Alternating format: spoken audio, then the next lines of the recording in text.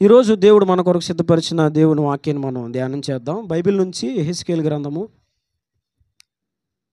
20వ అధ్యాయము.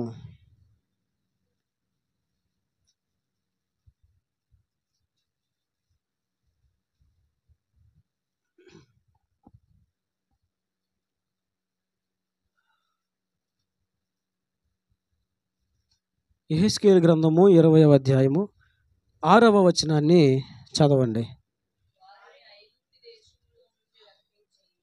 వారిని ఐగుప్తు దేశంలో నుండి రప్పించి వారి కొరకు నేను విచారించినదియు పాలు తేనెలు ప్రవహించినదియు సకల దేశములకు ఆభరణము నదియునైన దేశములోనికి తోడుకొని పోయేదనని చెప్పిన కాలముననే నేను ప్రమాణము చేసి. దేవుడి వాక్యముల ద్వారా ఈ మధ్యాహ్న కాల సమయంలో మనందరితో మాట్లాడునుగాక. ఆమెన్. దయచేసి కొద్ది నిమిషాలు దేవుని వాక్యాన్ని మీరు శ్రద్ధగా వినండి. ఒకవేళ మీ ఫోన్స్ ఏమైనా జనరల్లో ఉంటే కనుక సైలెంట్ మోడ్లో పెట్టుకోండి, లేదా ఫ్లైట్ మోడ్లో పెట్టండి, లేదంటే ఇంకా మంచి సలహా ఇస్తున్నాను, స్విచ్ ఆఫ్ చేసేయండి. ఒకసారి ఎక్కడున్నాయో ఏ స్థితిలో ఉన్నాయో ఒకసారి చూడండి. ముందు ఫోన్లు ఏ స్థితిలో ఉన్నాయో చూస్తే ఆ తర్వాత మనం ఏ స్థితిలో ఉన్నామో చూసుకోవడానికి ఉంటుంది. అవి ఏ స్థితిలో ఉన్నాయో మనం చూడకపోతే అవి మన స్థితిని పాడు చేసేస్తాయి. చూడండి, బైబిల్లో ఈ యెహెజ్కేలు గ్రంథము 20వ అధ్యాయము 6వ వచనంలో ఇశ్రాయేలీలను గూర్చి దేవుని ఉద్దేశాలు ఎలా ఉన్నాయో, వారి విషయమై దేవుడు ఎలాంటి ఏర్పాటును కలిగి ఉన్నాడో ఈ వచనంలో తెలియజేస్తూ ఉన్నాడు. ఆయన వారిని ఐగుప్తు దేశంలో రప్పించి వారి కొరకు నేను విచారించినదియు పాలు తేనెలు ప్రవహించినదియు సకల దేశములకు ఆభరణమైనదియు నైనా దేశములోనికి తోడుకొని పోయేదనని చెప్పిన కాలముననే నేను ప్రమాణము చేసి తిని. ఇక్కడ ఈ 6వ వచనంలో ఇశ్రాయేలీల నిమిత్తమై దేవుని ఉద్దేశం ఏమిటో, దేవుడు వారి విషయమై కలిగి ఉన్న ఆలోచన ఏమిటో, ఎలాంటి ఆలోచన ఆయన వారి విషయంలో చేశాడో ఇక్కడ వాక్యములో మనం చూసాం. ఇశ్రాయేల్ నిమిత్తమై దేవుడు విచారించి వారికి ఏ స్థలం అయితే బాగుంటుంది, ఏ ప్రాంతంలో వారు క్షేమంగా ఉండగలుగుతారు, ఏ భూమి సారవంతమైన భూమి, ఎక్కడ వారిని నిలపాలి, ఏ ప్రాంతంలో నా పిల్లలుంటే వారు సుభిక్షంగా ఆశీర్వాదకరంగా దీవెనకరంగా ఉంటారు అని దేవుడే విచారించి వారి కొరకు వారికి ఒక మంచి శ్రేష్టమైన భూమిని ఇవ్వాలని ఉద్దేశించి పాలు తేనెలు ప్రవహించు దేశమునకు నడిపించడానికి దేవుడు వారిని సిద్ధపరచడం మొదలుపెట్టాడు. చూడండి, మనము మన పిల్లలు ఎదిగి వారు చదువుకునే వయసుకు వచ్చేసరికి మనం ఆలోచిస్తాం తల్లిదండ్రులుగా ఏమని, వాడిని ఏ స్కూల్లో వేస్తే వాడికి చదువు బాగా అబ్బుతుంది, ఏ స్కూల్లో టీచర్స్ బాగా చెప్తారు, ఎక్కడ బాగా క్రమశిక్షణ ఉంటుంది, ఎక్కడ సిబ్బంది మంచిగా వారి పనులు నిర్వహిస్తారు, ఎక్కడ విద్య బాగుంటుంది అని అన్నీ ఆలోచించుకొని మన పిల్లలను అప్పుడు ఆ స్కూల్లో మనం జాయిన్ చేస్తాం. కనబడిన ప్రతి స్కూల్లో మన పిల్లల్ని జాయిన్ చేస్తామా? జాయిన్ చేయం కదా. వారికి ఏది మంచిదో, వారిని ఎక్కడికి నడిపించాలో, ఏ స్కూల్లో వేయాలో తల్లిదండ్రులుగా మనం విచారిస్తాం. విచారించి ఆలోచించి ఒకవేళ మనకు తెలియకపోతే ప్రక్కింటి వారిని అడిగి, పొరిగింటి వారిని అడిగి, ఎవరైనా స్నేహితులను అడిగి, పెద్దవారిని అడిగి, అంతకుముందు వారి పిల్లలను చదివించుకుంటున్న తల్లిదండ్రులను అడిగి తెలుసుకొని అప్పుడు ఆ స్కూల్లో జాయిన్ చేయడానికి మనం ప్రయత్నం చేస్తాం. మన పిల్లల విషయంలో మన విచారం కలిగి ఉన్నాం కదా, మన పిల్లల విషయంలో మనం విచారిస్తున్నాం కదా, మరి మన విషయంలో దేవుడు విచారించడా? మన పిల్లల విషయంలో మనం శ్రద్ధ కలిగి ఉన్నప్పుడు, మన పిల్లల విషయంలో మనం జాగ్రత్త కలిగి ఉన్నప్పుడు, మరి మన దేవుడు మన విషయంలో జాగ్రత్త కలిగి ఉన్నాడా? మన పిల్లల విషయంలో మనం శ్రద్ధ వహించినప్పుడు మన దేవుడు మన విషయంలో శ్రద్ధ వహించడా? ఇశ్రాయేలీయుల కోసం దేవుడు విచారించి పాలు తేనెలు ప్రవహించే దేశానికి వారు నడిపించాలని, వారికి ఆ భూభాగం అయితే బాగుంటుందని దేవుడు ఆలోచించి, దేవుడు కనాను ప్రాంతానికి తీసుకెళ్లాలని ఆయన వారిని నడిపించడం ప్రారంభించాడు. ప్రారంభించిన మొదట్లో దేవుడు వారితో ఇలా అన్నాడు. చూడండి, నిర్గమాకాండము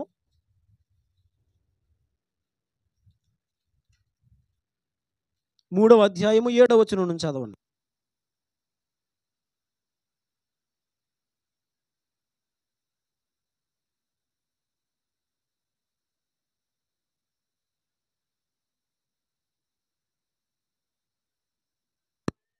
మరియు యెహోవా ఇట్లనెను, నేను ఐగుప్తులోనున్న నా ప్రజల బాధ నిశ్చయముగా చూచి తిని, పనులలో తమను కష్టపెట్టు వారిని బట్టి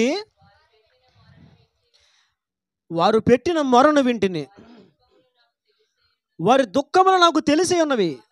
కాబట్టి ఐగుప్తీయుల చేతుల నుండి వారిని విడిపించుటకును, ఆ దేశములో నుండి విశాలమైన మంచి దేశమునకు అనగా కనానీయులకు, హిత్తీయులకు, అమోరీయులకు, పెరిజ్జీయులకు, హివ్వీయులకు, ఎబూసీయులకు నివాస స్థానమై పాలు తేనెలు ప్రవహించు దేశమునకు వారిని నడిపించుటకును దిగి వచ్చి ఉన్నాను. దేవునికి మహిమ కలుగును గాక. ఆ 9వ వచనంలో చూడండి, ఇశ్రాయేలీయుల మొర నిజముగా నా యొద్దకు చేరినది, ఐగుప్తులు వారిని పెట్టుచున్న హింస చూచి తిని. దేవునికి మహిమ కలుగును గాక. దేవుడు అక్కడ ఇశ్రాయేలీయులతో మాట్లాడుతూ ఆయన అంటాడు, నీ బాధను నేను చూశాను, నీ కష్టమును నేను చూచాను, నీ దుఃఖమును నేను చూచాను, నీ శ్రమను నేను చూచాను. ఈ బానిసత్వము నుండి, బానిస బ్రతుకు నుండి నిన్ను విడిపించి పాలు తేనెలు ప్రవహించే దేశమునకు నేను నడిపించడానికి మోషేను పంపాను అని అనలా, దిగి వచ్చాను. దేవునికి మహిమ కలుగును గాక. దిగి వచ్చాను. నేను రాను, మోషేను పంపాను అనలా, నేను దిగి వచ్చా. ఏం చేశాడు ఆయన? తన పిల్లల కష్టాన్ని చూసి, తన పిల్లల శ్రమను చూచి, తన పిల్లల బాధను చూచి, వారి దుఃఖాన్ని చూచి దేవుడే వారి మధ్యలోనికి దిగొచ్చాడు. వారిని పాలు తేనెలు ప్రవహించు దేశానికి నడిపించాలని. అందుకే వాక్యంలో చూడండి వ్రాయబడి ఉంది, ద్వితీయోపదేశకాండము 1వ అధ్యాయం 33వ వచనం చూడండి. ద్వితీయోపదేశకాండము 1వ అధ్యాయం 33వ వచనం. ఇది వెరీ ఇంపార్టెంట్ వర్డ్ ఇదే. రాత్రి అగ్నిలోను పగలు మేఘములోను మీకు ముందర నడిచిన మీ దేవుడని యెహోవా యందు మీరు విశ్వాసము ఉంచలేదు. చాలు. ఇక్కడ ఏమని రాయబడుతుంది చూడండి, రాత్రి అగ్నిలోను పగలు మేఘములోను. ఇక్కడ చూడండి ఏమని రాయబడింది, మీకు ముందర నడిచిన మీ దేవుడైన యెహోవా యందు మీరు విశ్వాసము. అంటే ఇశ్రాయేలు ప్రజలను నడిపించడానికి దేవుడు దిగి వచ్చాడు అనడానికి ఆధారం ఇదే. ఏంటో తెలుసా? ఆయన మాట్లాడుతూ అంటాడు, రాత్రి అగ్నిలో, ఎందులో? అగ్నిలో, పగలు మేఘములో నీకు ముందరగా నడచి అంటే పగలు మేఘస్తంభములోను రాత్రి అగ్నిస్తంభములోను నిలిచింది ఎవరు? దేవుడే. అందుకే మాట్లాడాడు, నేను దిగి వచ్చాను మీ మధ్యలోనికి. ఇలా దేవుడే దిగి వచ్చి ఇశ్రాయేలీయుల ప్రజలను ఐగుప్తు బానిసత్వము నుంచి ఒక శ్రేష్టమైన భూభాగానికి నడిపించాలని దేవుడు వారి విషయమై విచారించి, ఐగుప్తు దేశంలో దేవుడు ఎన్నో మహత్కార్యాలు, సూచక క్రియలు, బలమైనటువంటి గొప్ప గొప్ప కార్యాలు దేవుడు అక్కడ జరిగించి ఐగుప్తు దేశంలో. ఇక ఎన్ని కార్యాలు చేశాడో మీకు తెలుసు. నీళ్లు రక్తమగునట్లుగా దేవుడు చేశాడు. కప్పల దండులు, మిన్నలుల దండులు, మిడతల దండులు, ఉరుములు కురిపించాడు దేవుడు, వడగండ్లు కురిపించాడు దేవుడు. ఐగుప్తు యొక్క పశువులను సంహరించాడు దేవుడు. చిక్కని చీకటిని పంపించాడు దేవుడు ఆ ప్రాంతానికి. అంతేకాదు, చివరగా ఐగుప్తు దేశంలో ఉన్న తొలి చూలులందరినీ కూడా దేవుడు సంహరించాడు. ఇలాంటి బలమైన కార్యములు దేవుడు వారి జీవితాల్లో చేసి ఐగుప్తు దేశం నుంచి దేవుడు వారిని బయటికి తీసుకొచ్చాడు. చాలా జాగ్రత్తగా వినండి, ఇది కేవలం ఆరంభమే, ప్రసంగ ఆరంభమే. మీకు అర్థం అవడం కోసం ముందు వాక్యం అర్థం అవ్వాలంటే కొంచెం అణువు దొరకాలి కదా, ఆ అణువు చెప్తున్నాను. దేవుడు ఇన్ని కార్యాలు వారి జీవితాల్లో చేసి ఎందుకు చేశాడు? దేవుడు ఎందుకు చేశాడు? పాలు తేనెలు ప్రవహించు శ్రేష్టమైన భూమిలోనికి వారు నడిపించాలని. వారు పడుతున్న కష్టము, వారు పడుతున్న బాధ, దుఃఖము అవన్నీ కూడా దేవుడు చూచి వారిని ఈ బానిసత్వం నుంచి విడిపించి శ్రేష్టమైన భూభాగంలోనికి వారు నడిపించాలని, పాలు తేనెలు ప్రవహించు దేశంలోనికి నడిపించాలని, దేవుడు దృష్టించే ప్రాంతంలోనికి వారు నడిపించాలని. ఐగుప్తులు ఎన్నో మహత్కార్యములు, సూచక్రియలు దేవుడు అక్కడ జరిగించి వారి ఎదుట, వారి కళ్ళ ముందే ఎర్ర సముద్రము దేవుడు పాయలుగా చేసి ఎన్నో బృహత్తరమైన గొప్ప కార్యాలు దేవుడు చేసి అరణ్యములో వారిని ఆకలిని తీర్చుట కొరకే మన్నానిచ్చి పోషించి, వారి దప్పికను తీర్చుట కొరకే దేవుడు బండను చీల్చి ఎన్నో అద్భుత కార్యాలు దేవుడు వారి జీవితంలో చేసుకుంటూ వచ్చాడు. ఇవన్నీ ఎందుకు చేశాడు దేవుడు? చెప్పాలి, ఇవన్నీ ఎందుకు చేశాడు? ఐగుప్తులో మహత్కార్యాలు దేవుడు ఎందుకు చేశాడు? నీ కళ్ళ ముందు దేవుడు ఎర్ర సముద్రం ఎందుకు పాయలుగా చేశాడు? నీ ముందు దేవుడు శత్రువులను ఎందుకు సంహరించాడు? నీ ముందు ఐగుప్తీయులను ఎందుకు ఆ సముద్రంలో సీసము అడుగున వేయబడినట్లుగా వారిని దేవుడు ముంచివేశాడు? నీ కొరకు దేవుడు ఎందుకు పగలు మేఘస్తంభం, రాత్రి అగ్నిస్తంభంలో ఎందుకున్నాడు? ఎందుకు 40 సంవత్సరములు మానక దేవుడు నీ కొరకు మన్నాను కురిపించాడు? ఎందుకు బండ నుంచి దేవుడు నీళ్ళు ఇచ్చాడు? ఎందుకు బ్రతికిస్తున్నాడు నిన్ను? దేనికోసం బ్రతికిస్తున్నాడు? కనాను చేర్చాలని. ఏం చేర్చాలని? కనాను ప్రాంతానికి చేర్చాలనే దేవుడు ఇన్ని కార్యాలు, మహిమ కలిగిన కార్యాలు దేవుడు అడుగడుగున వారి జీవితాల్లో చేస్తూ వచ్చాడు. దేవుడు అన్నాడు, బాబు మీరు మీ కుటుంబాలు అక్కడికి వెళ్ళిపోండి అయ్యా, ఆ కణాలలో మీరు క్షేమంగా ఉండగలుగుతారు, సురక్షితంగా ఉండగలుగుతారు ఆ ప్రాంతంలో. అక్కడికి వెళ్ళిపోండి, నేను నడిపిస్తాను మిమ్మల్ని, విడిపిస్తాను మిమ్మల్ని. చెప్పినట్లుగానే విడిపించాడు, చెప్పినట్లుగానే దేవుడు నడిపిస్తూ ఉన్నాడు. అయితే ఇన్ని కార్యాలు దేవుని నుంచి పొందుకొని, ఇన్ని గొప్ప సూచక క్రియలు వాళ్ళు చూచి వారి జీవితాల్లో అనుభవించి, ఎర్ర సముద్రము పాయలవుట అందరూ చూచారు, ఆరిన నేలను వారే నడిచారు. ఎప్పుడైనా చెరువులో సముద్రం వరకు ఎందుకు, చెరువులో నీ ముందు నీళ్ళు అటు ఇటు పాయలైపోయి అక్కడ ఆరిన నేల ఏర్పడి పందులు నడిచావు? ఎప్పుడైనా నడిచావా? నడవాలని ఆశ ఉందా? వాళ్ళు నడిచారు, ఆశ్చర్యం అనిపిస్తుందా? ఆశ్చర్యమే కదండి అది. ఎంత ఆశ్చర్యం అండి. మనం ఈరోజు చెప్పుకుంటున్నాం, కానీ వాళ్ళు అనుభవించారు, కళ్ళారా చూశారు దేవుని కార్యాలు.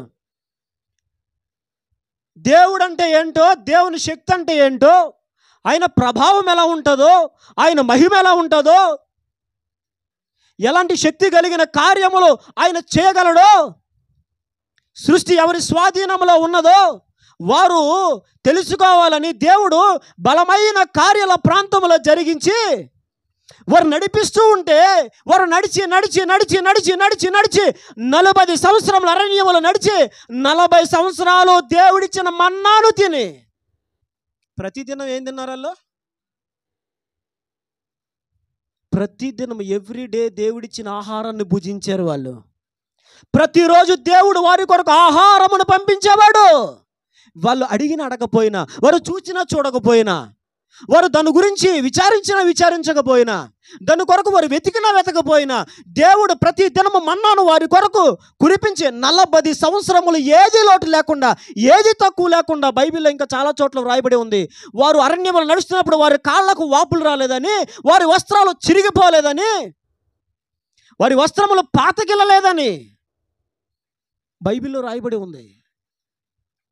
ఇలా అరణ్యములో దేవుడు 40 సంవత్సరములు నడిపిస్తే, ఇన్ని సంవత్సరాలు ప్రయాసపడి ఇన్ని కార్యాలు దేవుడు చేసి ఎందుకు నడిపించాడు వాళ్ళని చెప్పండి? ఎక్కడికి నడిపించాలని? చంపాలనా? చంపేయాలనా? అరణ్యములో సంహరించాలనా? అరణ్యములను మట్టు పెట్టాలనా? అరణ్యములను అంతమొందించాలనా? కాదు, వారిని కనాను చేర్చాలని, ఆ శ్రేష్టమైన భూభాగాన్ని దేవుడు వారికి ఇవ్వాలని దేవుడు ఎన్నో బృహత్తరమైన కార్యాలు చేశాడు ఆ ప్రాంతంలో. వారి మధ్యలో అడుగడుగున అద్భుతమే. నేను అనుకుంటాను, నా ఎదురుగా ఎర్ర సముద్రం, అసలు నా కళ్ళ ముందు కనుక ఎర్ర సముద్రం పాయలైతే ఆత్మలో మరి రెచ్చిపోతాను మరి అనుకుంటాను నేను. ఇప్పుడు నిజం, నా కళ్ళ ముందు బండలో నీళ్ళు వస్తే ఈ బాబా అసలు స్పిరిట్ మామూలుగా లేదు ఉండదు అనుకుంటాను నేను.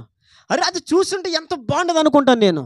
వీళ్ళు అవన్నీ చూసి అవన్నీ అనుభవించి అరణ్యములో వెళ్తూ దుఃఖాకరమైన విషయం ఏంటంటే, అందులో కాల్బలములో 2 మాత్రమే కనాను వెళ్ళారు. 6,03,550 మంది కాల్బలము, దాదాపుగా పిల్లలు పెద్దలు ఇశ్రాయేలీలు, ఇంకా వారితో పాటు అనేకులైన అన్యజనుల సమూహము కూడా వారితో వచ్చిందని బైబిల్లో రాయబడి ఉంది. ఇశ్రాయేలీలే కాదు, దేవుని కార్యములు, మహిమ కలిగిన కార్యములు చూసిన ఐగుప్తీయుల అన్యజనులు చాలామంది దేవుని వైపుకు ప్రభావితం చెంది ఆయన శక్తికి ఆకర్షించబడి ఆయన కార్యములను చూచి ఆయనతోనే ఉంటాం, మీ దేవునితోనే ఉంటాం, మీరు నివసించే ప్రాంతంలో మేము ఉంటాం, ఆ దేవుని మేము నమ్ముకుంటామని చాలామంది అన్యజనులు ఇశ్రాయేలుని వెంబడించారు. అది నాన్న దాదాపుగా 25-30 లక్షల మంది బయలుదేరితే యుద్ధ వీరుల్లో కనాను చేరింది ఎంతమందిరా అంటే, నేను ఇది ఎందుకు జ్ఞాపకం చేసుకుంటూ వచ్చానంటే,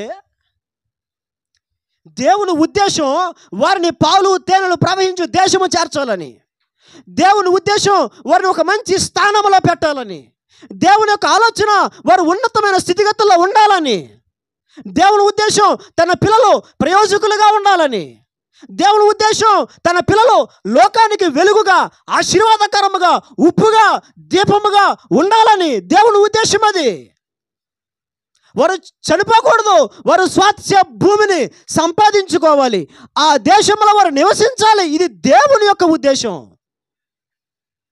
అయితే ఆయన ఉద్దేశానికి వ్యతిరేకంగా పరిస్థితి జరగడం మనం చూస్తాం బైబిల్లో. అందరూ చేరాలి అనే దేవుని ఉద్దేశం అయితే, అరణ్యములో వాళ్ళందరూ ఆకులు రాలినట్లుగా, ఎండిన ఆకులు రాలినట్లుగా రాలిపోయారు. లక్షలాది మంది ప్రజలు అక్కడికి వెళ్ళి నిశ్చింతగా జీవించవలసిన వారు, శ్రేష్టమైన సారవంతమైన ఫలములు అనుభవించవలసిన వారు, ఒక ఉన్నతమైన ఆహ్లాదకరమైనటువంటి జీవనాన్ని కొనసాగించవలసిన వారు అన్నీ కోల్పోయి అరణ్యములోనే ప్రయాణము ముగించక ముందే, గమ్యము చేరక ముందే, తుది స్థానానికి చేరక మునిపే, దేవుడు వారికి అనుగ్రహించినటువంటి భూభాగము చేరక ముందే, దేవుడిచ్చిన వాగ్దానాలు వారి జీవితంలో నెరవేరక ముందే అరణ్యములో ఆకుల్లాగా రాలిపోయారు. కారణం ఏంటో తెలుసా? వారు నడుస్తూ వచ్చారు కానీ తమ జీవితంలో చిన్న పొరపాట్లు, చిన్న బలహీనతలను బట్టి దేవుడు అనుగ్రహించినటువంటి ఆ కనానును పోగొట్టేసుకున్నారు. దేవుని ఉద్దేశం చంపాలనా? దేవుని ఉద్దేశం ఏంటి? వాళ్ళని పాడు చేయాలనా? అక్కడ చేర్చకుండా అరణ్యములోని ఆకుల్లాగా రాలి చేయాలనా? అది ముందే చెప్పేశాడు కదా ఆయన. బాబు, నీ కష్టం నేను చూశాను, నీ దుఃఖం నేను చూశాను, నీ బాధ నేను చూశాను, నీ శ్రమ నేను చూశాను, కాబట్టి నిన్ను విడిపించి పాలు తేనెలు ప్రవహించు దేశమునకు చేర్చుటకు నేనే దిగి వచ్చాను.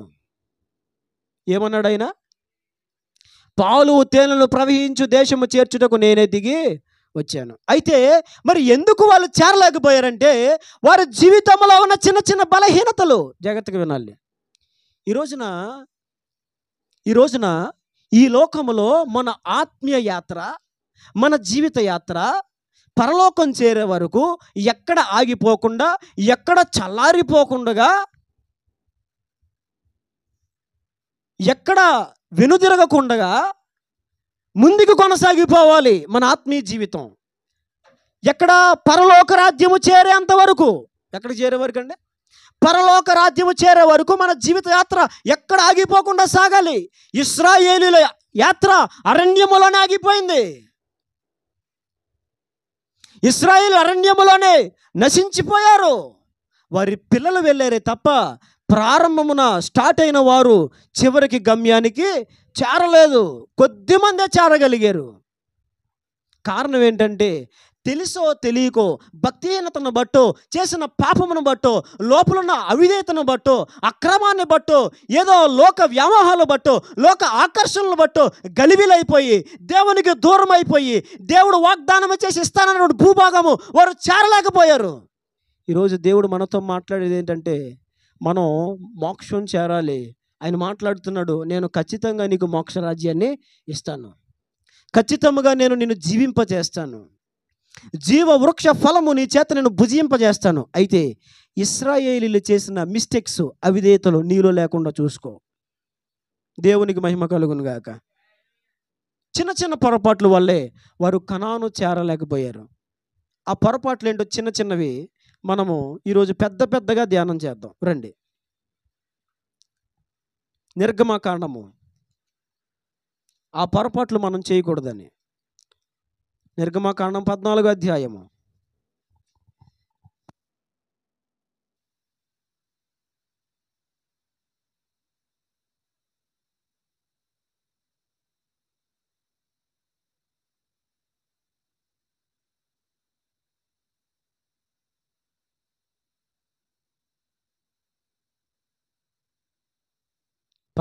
అధ్యాయము. చాలా జాగ్రత్తగా వినండి. 14వ అధ్యాయము 10-11 వచనాలు చూడండి. ఫరో సమీపించుచుండగా ఇశ్రాయేలీయులు కనులెత్తి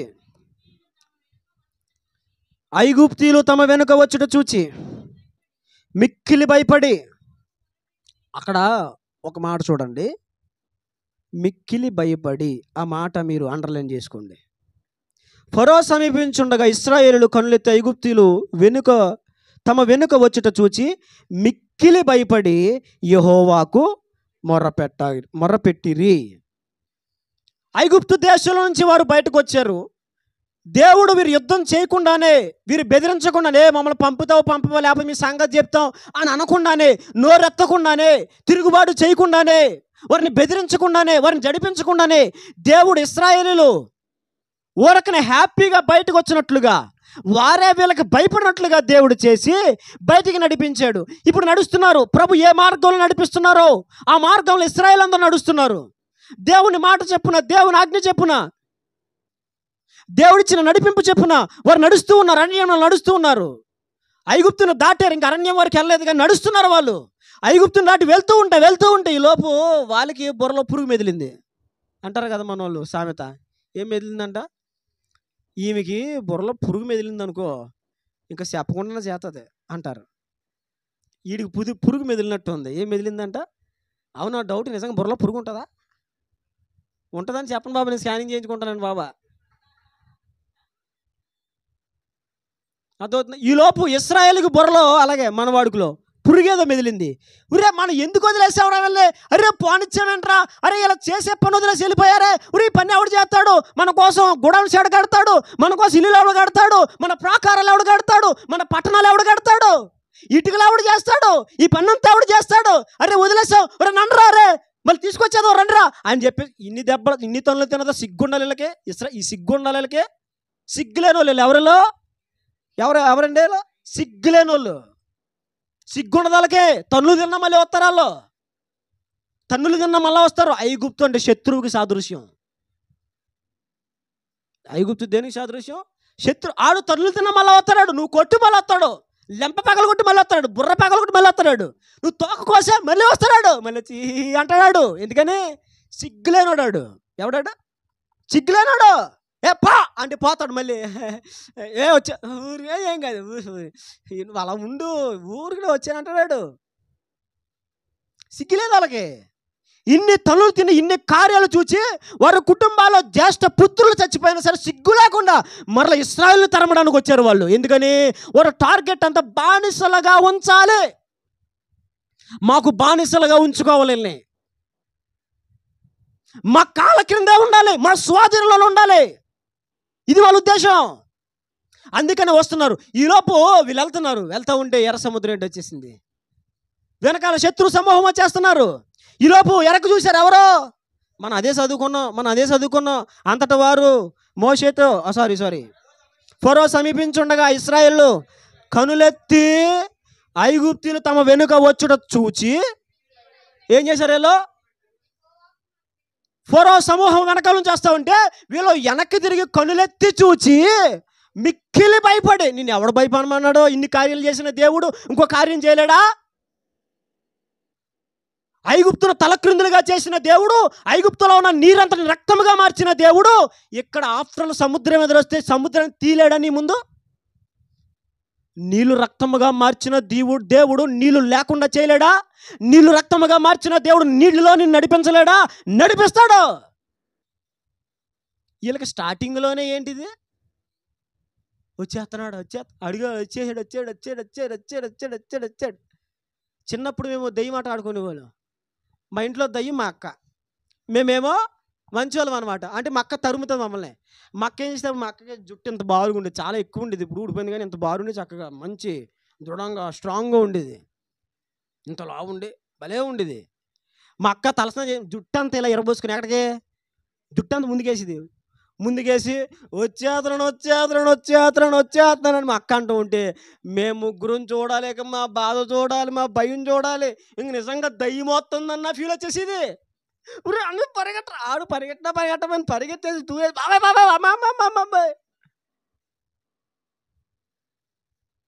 ఇలా పరిగెట్టిస్తూ ఉంటే వెనకాల వచ్చేస్తూ ఉంటాయి శత్రువులు.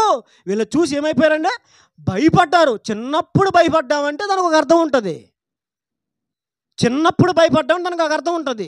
మనం ఒక ఈడికి వచ్చిన వాళ్ళం, దేవుని ఉద్దేశాలు తెలిసిన వాళ్ళం, దేవుని శక్తిని ఎరిగిన వాళ్ళం, దేవుని కార్యాలు ఎరిగిన వాళ్ళం, దేవుని పరాక్రమమును చూసిన వాళ్ళం. వీళ్ళు వెనకాల వస్తున్న ఫరో సైన్యమును చూచి కనులెత్తి చూచి మిక్కిలి భయపడిపోయి అన్ని ఏమంటున్నారు? అయ్యి బాబా మోసే,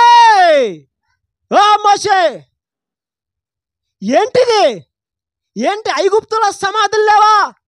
మమ్మల్ని చంపడానికి తీసుకొచ్చావా? భయపడిపోతున్నారు. ఏమైపోతున్నారండి? ఇంకొక విషయాన్ని మీకు చూపిస్తాను, చూడండి. బైబిల్లో సంఖ్యాకాండము తీయండి. సంఖ్యాకాండము 14వ అధ్యాయము. సంఖ్యాకాండం 14వ అధ్యాయము మొదటి 3 వచనాలు చూడండి. అప్పుడు ఆ సర్వ సమాజము ఎలుగెత్తి కేకలు వేసెను.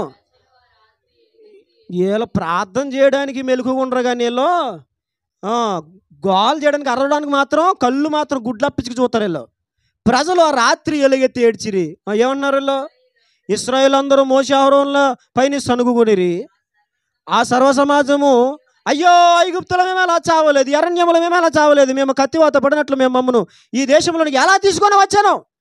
మా భార్యలు మా పిల్లలు కొల్లపోదురు, తిరిగి ఐగుప్తున వెళ్ళుట మాకు మేలు కాదా అని వారితో అనిరి. ఇక్కడ చూడండి, ముందు ఒక సందర్భాన్ని మీకు జ్ఞాపకం చేశాను. ఐగుప్తులో నుంచి వారు బయటకు అడుగు పెట్టారు. ఈలోపు వెనకాల నుంచి ఫరో సైన్యం వస్తూ ఉంది. అప్పుడు ఏమైపోయారు? భయపడిపోయి అయ్యో మోసే అయ్యి బాబు వచ్చేస్తున్నారు, మోసే చంపేస్తారు, మోసే కొట్టేస్తారు. ఎవడు కొట్టేస్తారు? నేను ఎందుకు వచ్చిన భయం నీకు? అది ఇప్పుడు గమనించండి. ఇప్పుడు ఎక్కడికి వచ్చేసారు తెలుసా? దగ్గర కనాను పొలిమేరలు వచ్చేసారు. చాలా జాగ్రత్తగా వినండి మాటలు. ఇప్పుడు ఎక్కడికి వచ్చేసారు?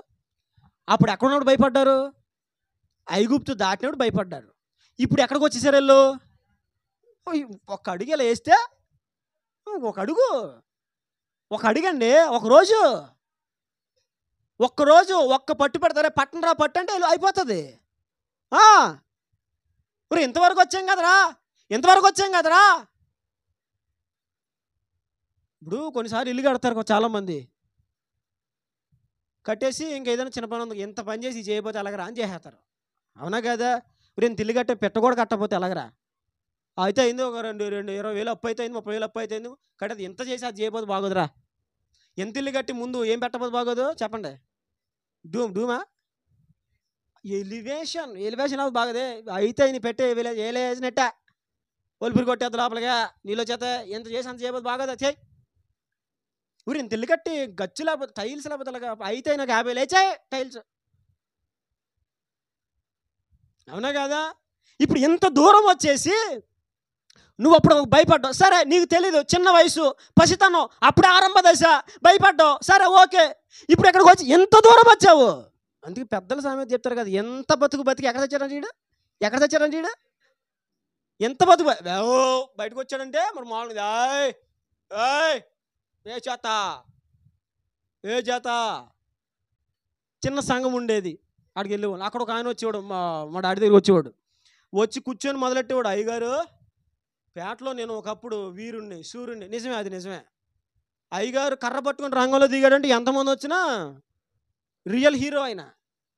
ఎంత బతికినోడు వాళ్ళ కొడుకు కొట్టాడని పురుగుల మంచాలు చచ్చిపోయాడు. ఎంత బతికినోడు, అంత బతికి అంతమందిని కొట్టినాడు, కొడుకు కొట్టాడని పురుగుల మంద తాగేసి.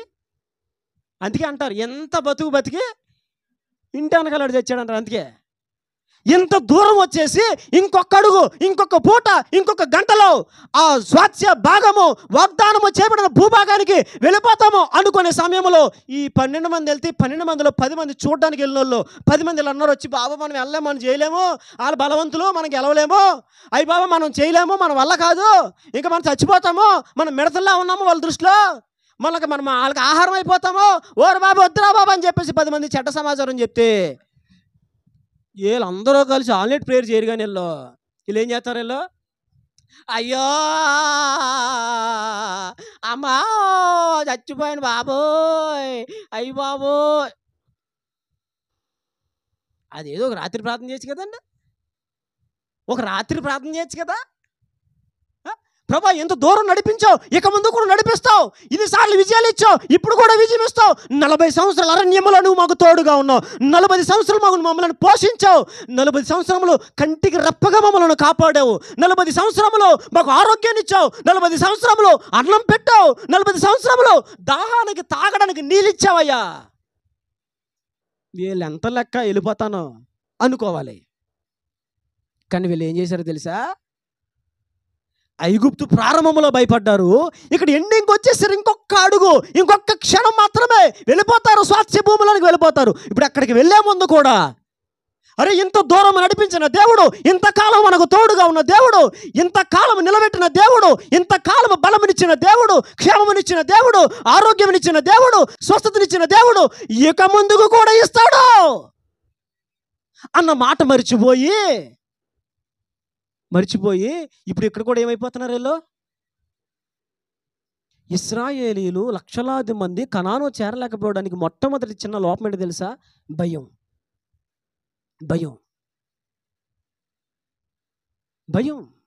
సామెతల గ్రంథంలో ఒక మాట రాయబడింది చూడండి. సామెతల గ్రంథం 29వ అధ్యాయము 25వ వచనం. సామెతలు 29వ అధ్యాయము, భయపడుట వలన మనుషులకు ఉరి వచ్చును, యెహోవా యందు నమ్మిక ఉంచువాడు సురక్షితముగా. అక్కడే ఆన్సర్ రాయబడి ఉన్నది. భయపడుట వలన మనుషులకు ఉరి వస్తుంది, అయితే యెహోవా యందు నమ్మిక ఉంచువాడు సురక్షితముగా ఉంటాడు. దేవునికి మహిమ కలుగును గాక. భయపడుట వలన ఉరి వస్తుంది, అయితే ఆ భయం వల్ల నువ్వు దేవుని యందు నమ్మిక ఉంచితే, దేవుని యందు విశ్వాసం ఉంచితే, దేవుని మీద నువ్వు ఆధారపడితే సురక్షితముగా ఉంటావు. వరకున్న బలహీనతదే శత్రువును చూడగానే భయపడ్డాం, విరోధులను చూడగానే భయపడ్డాం. ఐగుప్తు ప్రారంభంలోనే భయం. ఇప్పుడు దాదాపుగా కనాను పొలిమేరలకు వచ్చేసి ఇంకా ఒక్క అడుగులో కనానుకు వెళ్ళిపోతాము అనుకున్న సమయంలో ఇంతకాలం ఓర్చుకొని, ఇంతకాలం నడిచి, ఇన్ని శ్రమలు పడి, ఇన్ని శోధనలు ఎదుర్కొని, అరణ్యంలో ఎన్నో దేవుని కార్యాలు చూసి ఇక్కడికి వచ్చిన తర్వాత కూడా వాళ్ళు ఏమైపోతున్నారు? ఎంతగా భయపడ్డారో తెలుసా? రాత్రంతా గోలే. రాత్రంతా వీళ్ళు గోలేంటి? చెప్పాలి. అయ్య బాబోయ్, ఎక్కడ చచ్చిపోతే బాగుండు, ఐగుప్తులో ఉండిపోతే బాగుండు, ఐగుప్తులోనే బ్రతికితే బాగుండు, అక్కడే బాగుంది. నీ కళ్ళ ముందు స్వాస్థ్య భూమి రెడీగా ఉంటే, నీ కళ్ళ ముందు వాగ్దానం నెరవేర్పు రెడీగా ఉంటే, నీ కళ్ళ ముందు దేవుని కార్యం రెడీగా ఉంటే, దేవుని కార్యము నీ సమీపంగా ఉంటే, నీ ద్వారం ఎద్దనే దేవుని కార్యం ఉంటే, ఇంకా అయ్య బాబాయ్ భయం వేసేస్తుందండి. ఒక మాట, సాధారణంగా మనిషి పైకి ఎవరైనా పులిలా కనిపిస్తారు కానీ, సాధారణంగా చెప్తున్నా, పులిలా కనిపిస్తారు కానీ వాళ్ళ హృదయంలో ఏదో ఒక విషయంలో ఖచ్చితంగా భయపడతారు. ఒక్కొక్కడు ఉంటాడు 100 మంది వచ్చిన ఏ చేస్తానంటాడు, కానీ అడిగి చిన్న జ్వరం వచ్చినాక తట్టుకోలేడు. అవునా? ఒక్కొక్కడు ఉంటాడు అడిగి టైఫాయిడ్, మలేరియా, మిక్స్డ్ జ్వరాలు అన్నీ, చికెన్ గున్యా, రాకమో ఏ జ్వరాలు చేసినా సరే రానే అంటాడు. కానీ ఎవడ నుంచి గట్టిగా రే అయిపోయారు నువ్వు అన్నాడు అనుకో,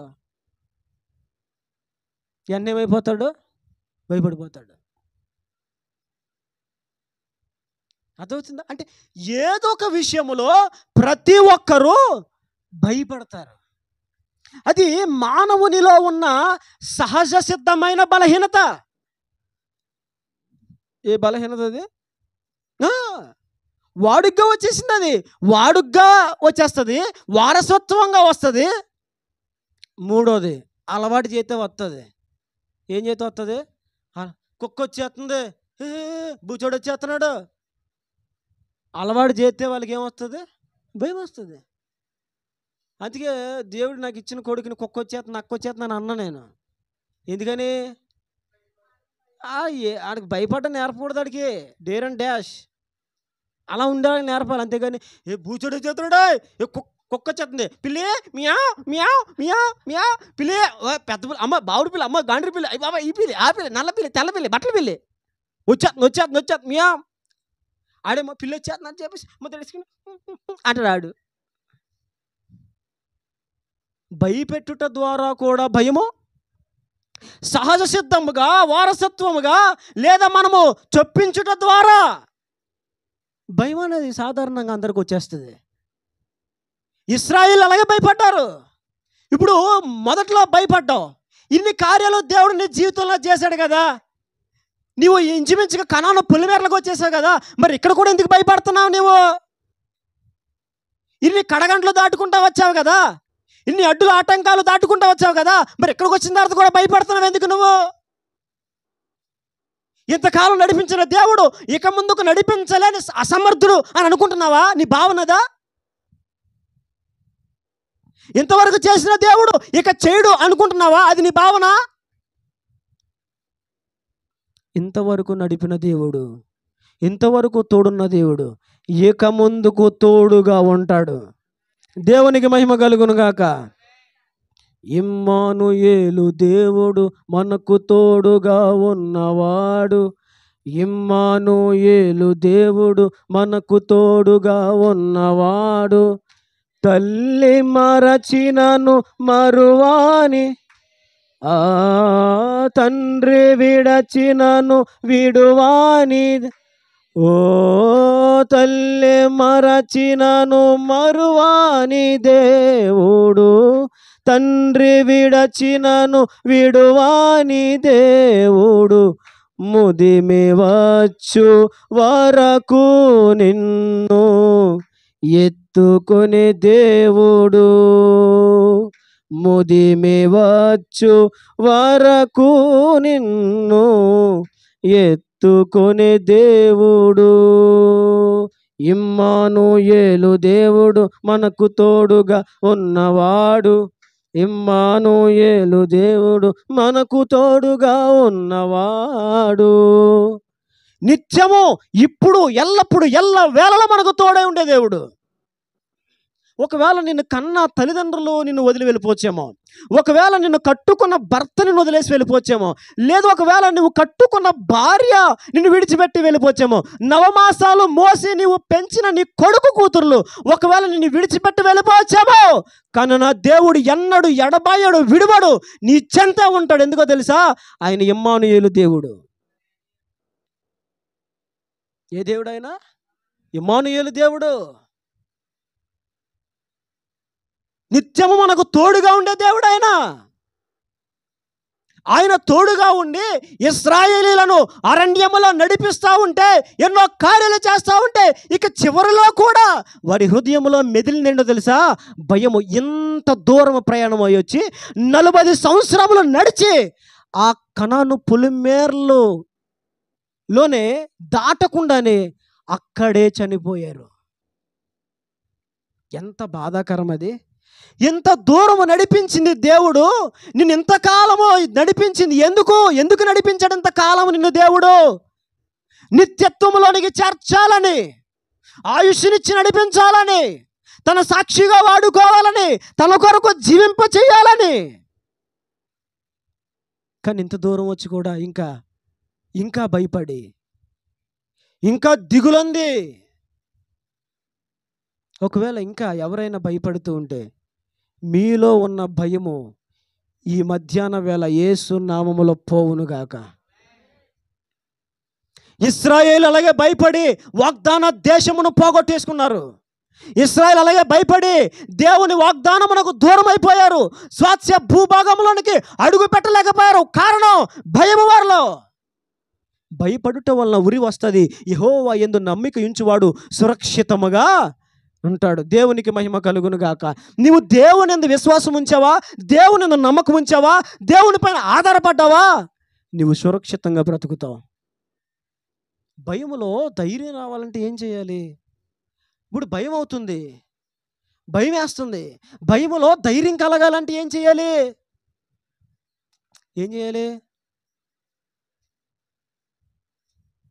రండి, బైబిల్ నుంచి ఒక మాట జ్ఞాపకం చేస్తాను. మొదటి సమూయేలు గ్రంథము 30వ అధ్యాయము. మొదటి సమూయేలు 30వ అధ్యాయం 6వ వచనం. ఈ వాక్యం చూడండి. దావీదు మిక్కిలి దుఃఖపడెను.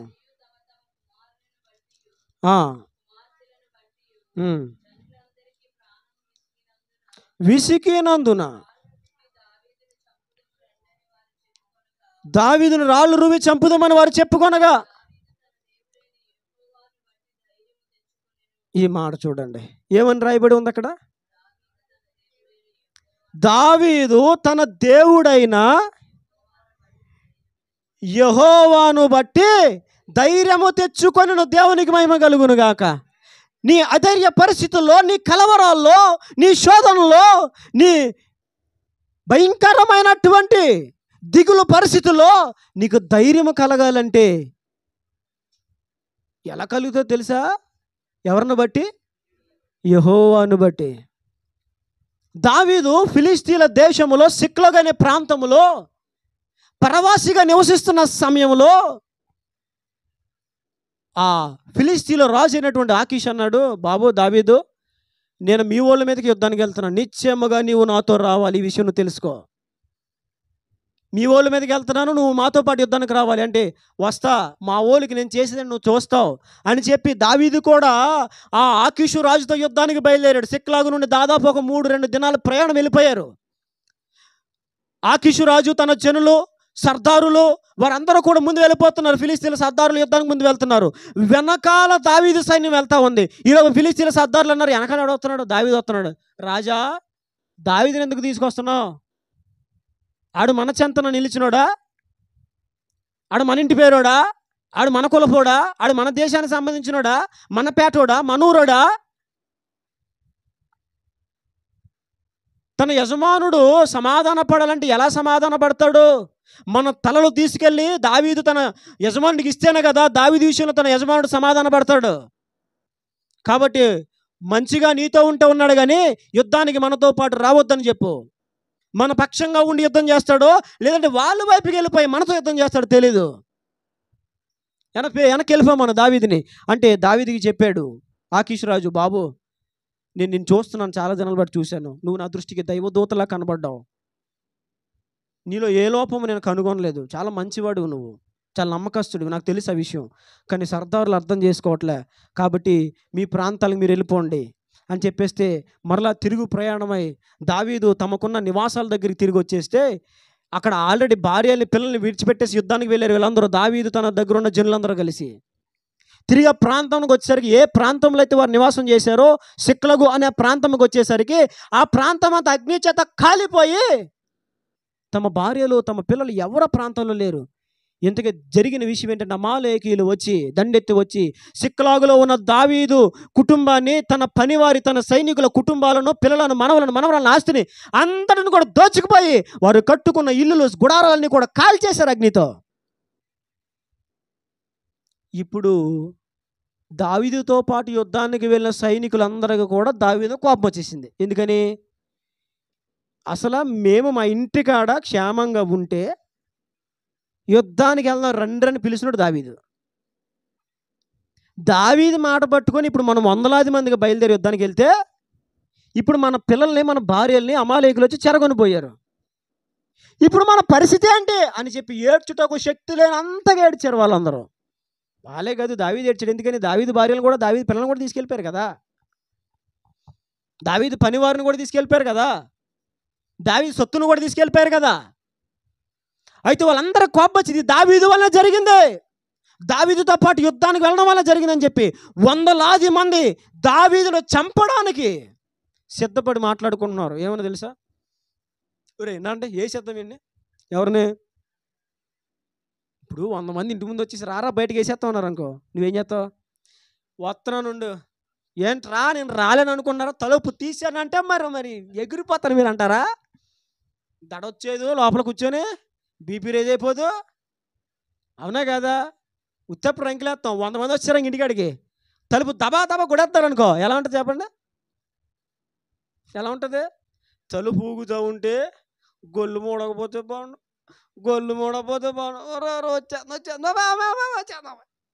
ఎంత టెన్షన్ ఉంటుంది, ఇంకా టెన్షన్ ఎవరో చెప్పలేము, అవునా? అంత భయానకమైనటువంటి పరిస్థితుల్లో వారి మాటలు దావీదు చెవున పడతా ఉంటే వారు చంపేద్దాం రండ్రా అని 100 మంది గుమికూడి కూటమి వేసుకొని దావీదును చంపేయడానికి సిద్ధపడతా ఉంటే ఆ టైంలో దావీదు ఏం చేశారు తెలుసా? తన దేవుడని యెహోవాను బట్టి ధైర్యం తెచ్చుకున్నాడు. దేవునికి మహిమ కలుగును గాక. ఎవరిని బట్టి ధైర్యం తెచ్చుకున్నాడు? పక్కన ధైర్యపరిచేవాడు ఎవడలేడు. ఏం కాదండి, ఏం కాదులే, నిశ్చింతకుండా, భార్య లేదు అక్కడ, భార్య కూడా పోయింది, తీసుకెళ్ళిపోయారు.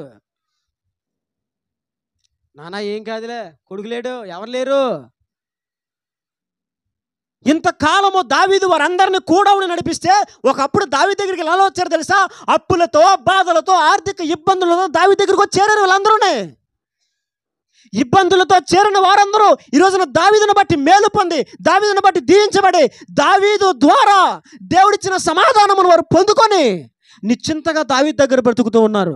ఇన్ని మేలు పొందుకొని ఒక్క కీడెదురేసరికి దావీదు మీద తిరుగుబాటు చేసి దావీదునే చంపేయాలనుకున్నారు. ఇంతకాలం ప్రయోజకుడు అయ్యి ఎవరి ద్వారా ప్రయోజకుడు అయ్యావో, ఎవరి ద్వారా మేలు పొందావో, ఎవరి ద్వారా ఆశీర్వాదం పొందావో వారినే చంపడానికి ఎగబడతావా?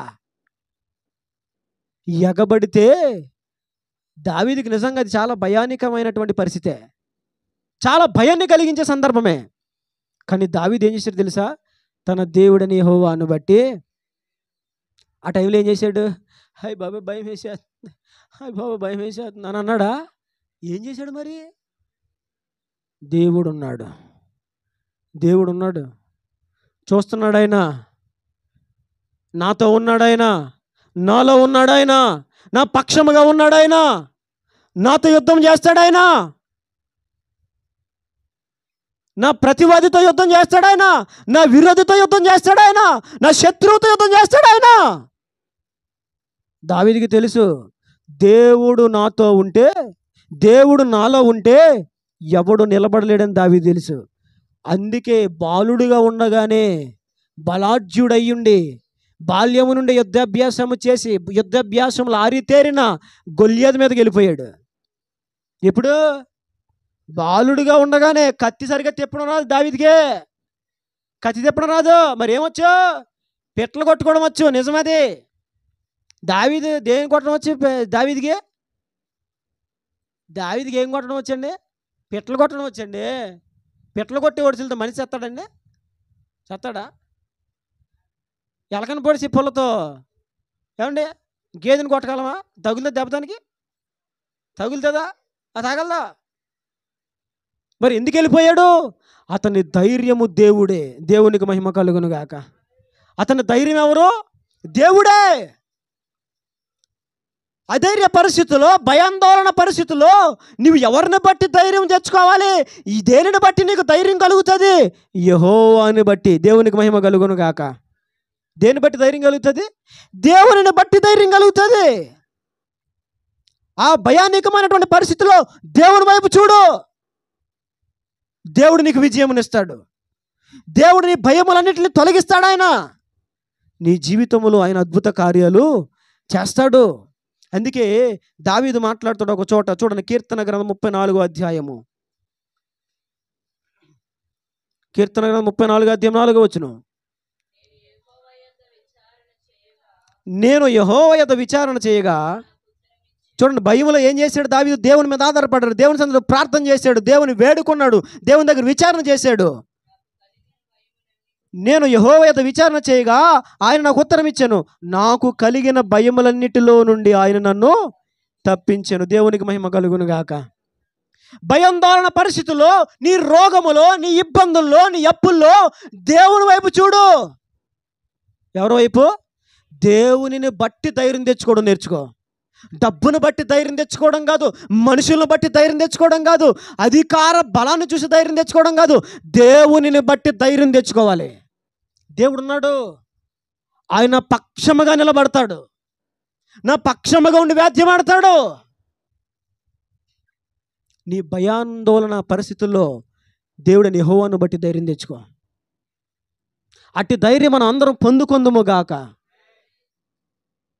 ఆనాటి భక్తులందరూ అధైర్య పరిస్థితుల్లో ఎలా ధైర్యంగా ఉండగలిగారు? దేవునిని బట్టి. ఎవరిని బట్టి?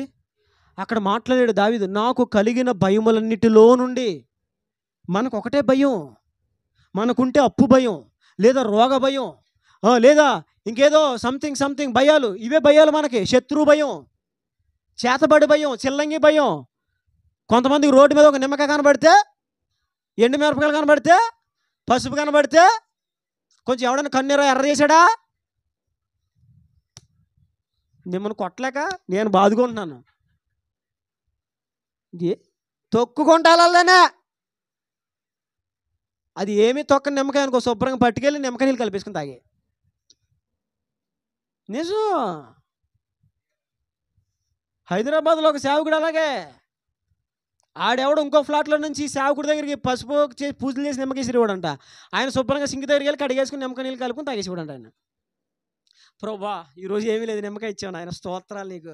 శుభ్రంగా అడిగేసి పరిశుద్ధపరిచిన ఆయన కృతజ్ఞతాస్తుతులు అని చెప్పేసి కోసేసి శుభ్రం తాగేసి ఇంకా శక్తి కలిగి ప్రార్థన చేసుకునేవాడు ఆయన. అర్థమైందా? ఏదో ఒక భయం. కానీ దావీదుకి ఇక ఎన్నో భయాలు. ఒక భయం కాదు, రెండు భయాలు కాదు. ఎంతమంది అడుగడుగునా దావీదుని తరిమారంటే బైబిల్లో రాయబడలేదు కానీ చరిత్రకారులు చెప్తున్న సత్యం ఏంటో తెలుసా? దావీదు మీద సౌలు 20 సార్లు ఈటి ప్రయోగించాడంట. 20 సార్లు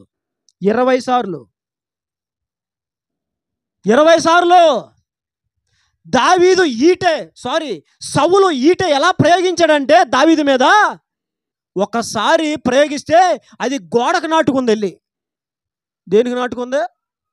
ఆ ఈటె గురి తప్పి ఒకవేళ డైరెక్ట్గా వచ్చి దావీదులోకి దిగిందనుకో, వెనకాల నుంచి ముందుకు వచ్చేస్తుంది. అలాగున్న 20 సార్లు ప్రయోగించాడు సౌలు దావీదు మీద ఈటెను. 20 సార్లు కూడా దేవుడే తప్పించాడు. దేవునికి మహిమ కలుగును గాక.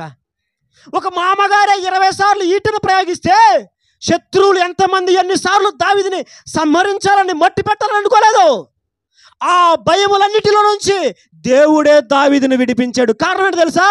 దావీదు దేవుని మీద ఆధారపడ్డాడు. దావీదు దేవుని దగ్గర విచారణ చేశాడు. దావీదు తన దేవుడన్న యెహోవాను బట్టి ధైర్యం తెచ్చుకున్నాడు. తెచ్చుకో ఈరోజు దేవుణ్ణి బట్టి ధైర్యం.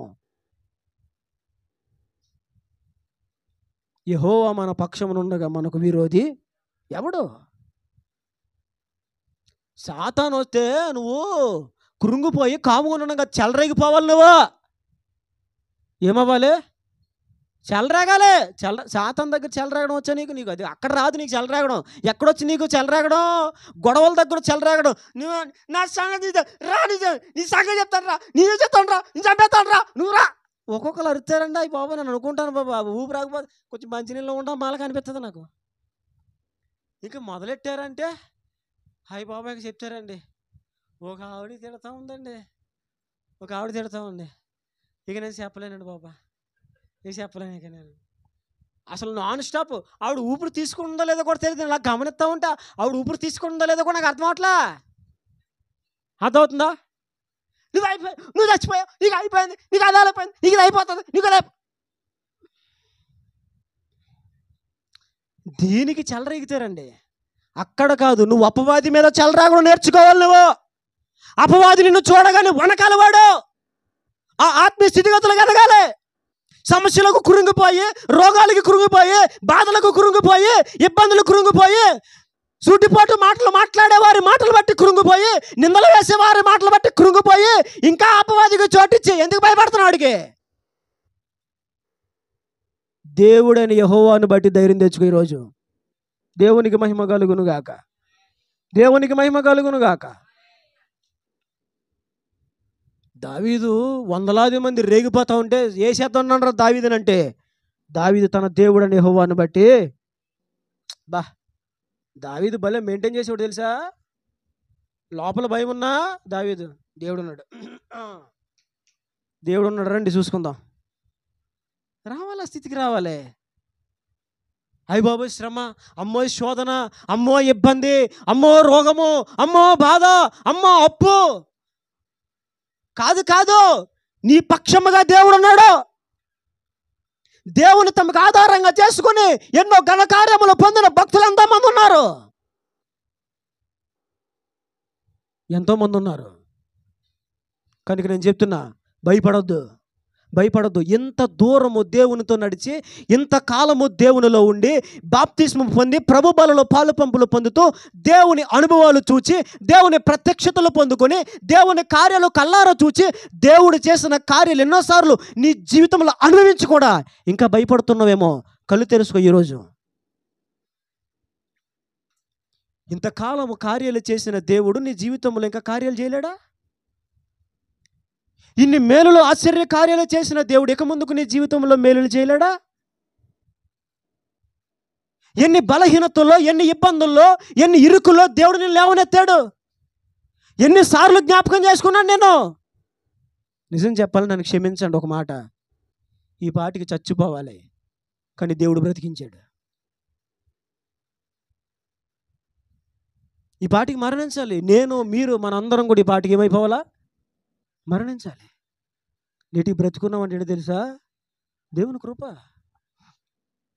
భయపడొద్దు, అప్పుకు భయపడకో, రోగానికి భయపడకో, చెల్లంగి పనులకు భయపడకో. అదవుతుందా?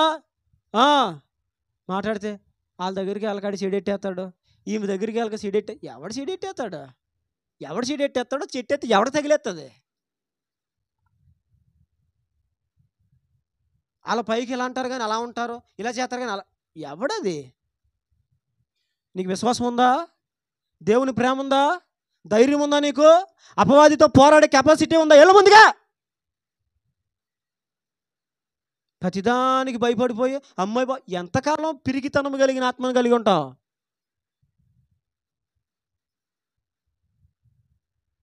దేవుడు నీతో ఉన్నప్పుడు చెలరేగడం మానేసి ఇంకా పవ్వా నేను దాక్కుంటాను పవ్వా, నేను దాక్కుంటాను పవ్వా, ఎంతకాలం దాక్కుంటావు? లేక పైగా రా, ముందుకు రా, నిలబడి దేవుని కోసం అడిగాయి, పరిశుద్ధాత్మ శక్తితో అడిగాయి, ముందుకి నడిపిస్తాడు దేవుడు. దావీదు తన దేవుడిని యెహోవాను బట్టి ధైర్యం తెచ్చుకున్నాడు. బైబిల్లో ఇంకొక భక్తుడిని నేను జ్ఞాపకం చేస్తాను, చూడండి రండి. అది 2వ కొరింథీ 1వ అధ్యాయము 8, 9, 10 వచనాలు. ఇక్కడ పౌలు గారు ఒక మాట చెప్తున్నారు చూడండి, సహోదరులారా. చూడండి చూడండి పౌలు గారు ఈ మాటలు చాలా జాగ్రత్తగా వినండి. నేను ఇంకా ఒక పాయింట్తోనే ముగించేస్తాను. సహోదరులారా, ఆసియాలో మాకు తటస్థించిన శ్రమను గూర్చి మీకు తెలియకుండా మాకు ఇష్టం లేదు. అదేదనగా పౌలు గారు మాట్లాడుతున్న మాట చూడండి, మాకు ఎంత శ్రమ కలిగిందంటే మేము బ్రతుకుదుమను నమ్మకము లేక ఈండునట్లుగా మా శక్తికి మించిన అత్యధిక భారము వలన కృంగిపోతిమి. మరియు ఎంత శ్రమ అంటే, ఎంత కష్టం అంటే, ఎంత వ్యతిరేకత అంటే, మృతులను లేపు దేవుని యందే కానీ మా యందే మేము నమ్మిక ఉంచకుండున్నట్లు మరణమగుదుమను నిశ్చయము మా మట్టుకు మాకు కలిగి ఉండెను. చాలు. ఎఫెసీ ప్రాంతంలో పౌలు గారు ఆసియాలో ఎఫెసీ ఒక మహాపట్టణం. ఈ ఆసియాలో పౌలు గారు అడుగుపెట్టి అక్కడ సువార్త ప్రకటించినప్పుడు ఆ ఆసియా ప్రాంతంలో దేవుడు బలమైన సువార్త అందునట్లుగా కార్యాలు చేశాడు. అంతేకాదు ఆ ఆసియా ప్రాంతంలో పౌలు గారిని దేవుడు చాలా గొప్పగా వాడుకున్నాడు. ఎంత గొప్పగా వాడుకున్నాడంటే, ఆయన చేతికి తగిలిన రుమాళ్ళు, ఆయన చేతికి తగిలిన నడికట్లు తీసుకెళ్ళి రోగుల మీద వేస్తే రోగులకు స్వస్థత వచ్చేసేది. ఆయనకు అంటుకున్న ఏ వస్త్రమైనా తీసుకువెళ్ళి ఇంకొకరి మీద వేస్తే వాళ్ళకి స్వస్థత వచ్చేసేది, వాళ్ళకి విడుదల వచ్చేసేది. ఇంత ప్రభావముగా మహిమ కలిగినటువంటి పరిచర్య ఆసియా ప్రాంతంలో జరిగింది. పౌలు గారు ఆ ప్రాంతంలో దేవుడు గొప్ప కార్యాలు పౌలు గారు నిలబెట్టుకొని జరిగించాడు. ఆసియా ప్రాంతంలో ఎంతగా విస్తరించిందంటే దేవుని సువార్త. చూడండి, ఈ సందర్భాన్ని అపోస్తుల కార్యాల్లో పౌలు గారు తెలియజేస్తూ ఉంటారు.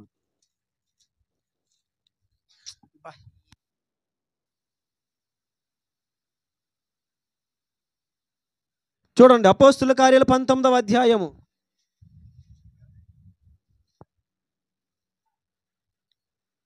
అపోస్తుల కార్యాలు 19వ అధ్యాయము 11వ వచనం చూడండి.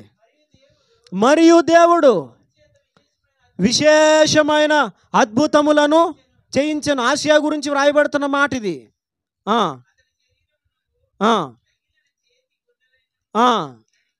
నడికట్లైనను రోగుల యొద్దకు తెచ్చినప్పుడు రోగాలు వారిని విడిచిపోయాయి, దయ్యాలు పోయినాయి. అప్పుడు దేశ సంచారులను మాంత్రికులనైన కొందరు, చాలు అది వద్దులే కానీ కిందకు వచ్చేయండి. కిందకు వచ్చేసి 18వ వచనం చూడండి. విశ్వసించిన వారు అనేకులు వచ్చి తాము చేసిన వాటిని మరియు మంత్రాలు తంత్రాలు అంటే మీకే కదా భయం. చూడండి, మాంత్రిక విద్య అభ్యసించు వారు అనేకులు తమ పుస్తకాలు తెచ్చి అందరి ఎదుట వాటిని కాల్చివేసిరి. వారు లెక్క చూడగా వాటి వెల 50,000 వెండి రోకలాయను. ఇంత ప్రభావముతో ప్రభు వాక్యము ప్రబలమై వ్యాపించను. దేవునికి మహిమ కలుగును గాక. ఒక విధంగా చెప్పాలి, ఒక్క మాటలో చెప్పాలంటే ఆసియాని దేవుని శక్తి ఒక్క ఊపు వేశాడు పౌలు గారు. మాంత్రికులు మారిపోతున్నారు. మాంత్రికులు తమ మంత్ర పుస్తకాలు తెచ్చి, ఏ పుస్తకాలు అయ్యే? మంత్ర పుస్తకాలు తెలుసా మీకు? మంత్ర పుస్తకాలు. ఆ మంత్ర పుస్తకాలు తీసుకొచ్చి పక్కనోడికి ఎవడికి ఇవ్వలేదు. వీడి మంత్రాలు చేసుకుని నేర్చుకుంటారు. పక్కనోడికి ఇవ్వలా. ఏం చేశారు వాళ్ళు? కాల్ చేశారు. కాల్ చేస్తే ఆ పుస్తకముల వెల ఎంతో తెలుసా? అక్కడ రాయబడి ఉంది చూడండి. 50,000 వెండి రోకలాయను. ఎన్ని వెండి రోకలు? 50,000 వెండి రోకలు. అప్పుడు ఆనాటి కాలంలో ఒక పనివాడి జీతం ఎంత అంటే 1 నాణ్యం. రోజంతా పని చేస్తే పనివాడి జీతం ఎంత తెలుసా? 1 నాణ్యం. అప్పుడు అలాంటి కాలంలో దేవుని పరిచర్య, దేవుని కార్యాలు ఎంత ప్రభావముగా విస్తరించినాయి అంటే మాంత్రికులందరూ వచ్చి తమ మంత్ర పుస్తకాలు కాల్చేశారు. వాటి వెల చూస్తే 50,000 వెండి నాణ్యాలు. రోజు జీతం ఎంత? పనికి వెళ్తే మేస్త్రికి ఎంత అండి? ఇప్పుడు వెనకాల అందించే వాళ్ళకి 500, 500, 700, పోనీ 500, 700 అనుకుందాం. మేస్త్రికి ఎంత 1000 రూపాయలా? 1000 రూపాయలా? 850, పోనీ 800 అనుకోండి. 800 అర్థమవుతుందా? మరి ఇది ఎంత? 50,000 వెండి రూకలు. అప్పట్లో మనిషి జీతం ఎంత? పని చేస్తే రోజు ఎంత కష్టపడితే ఒక వెండి నాణ్యం. అంటే చెప్తున్నాను, ఎంతమంది ఎన్ని పుస్తకాలు తెచ్చారో, ఎంతమంది మాంత్రికులు మారిపోయారో.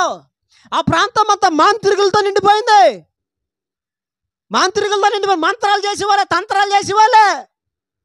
మంత్రాలు తంత్రాలు చేసే వాళ్ళ దగ్గర దేవుడు ఉంటాడా? ఏముంటాయి మరి అక్కడ?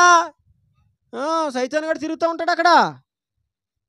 అలాంటి ప్రాంతంలో సువార్త చాలా బలముగా వ్యాపించింది.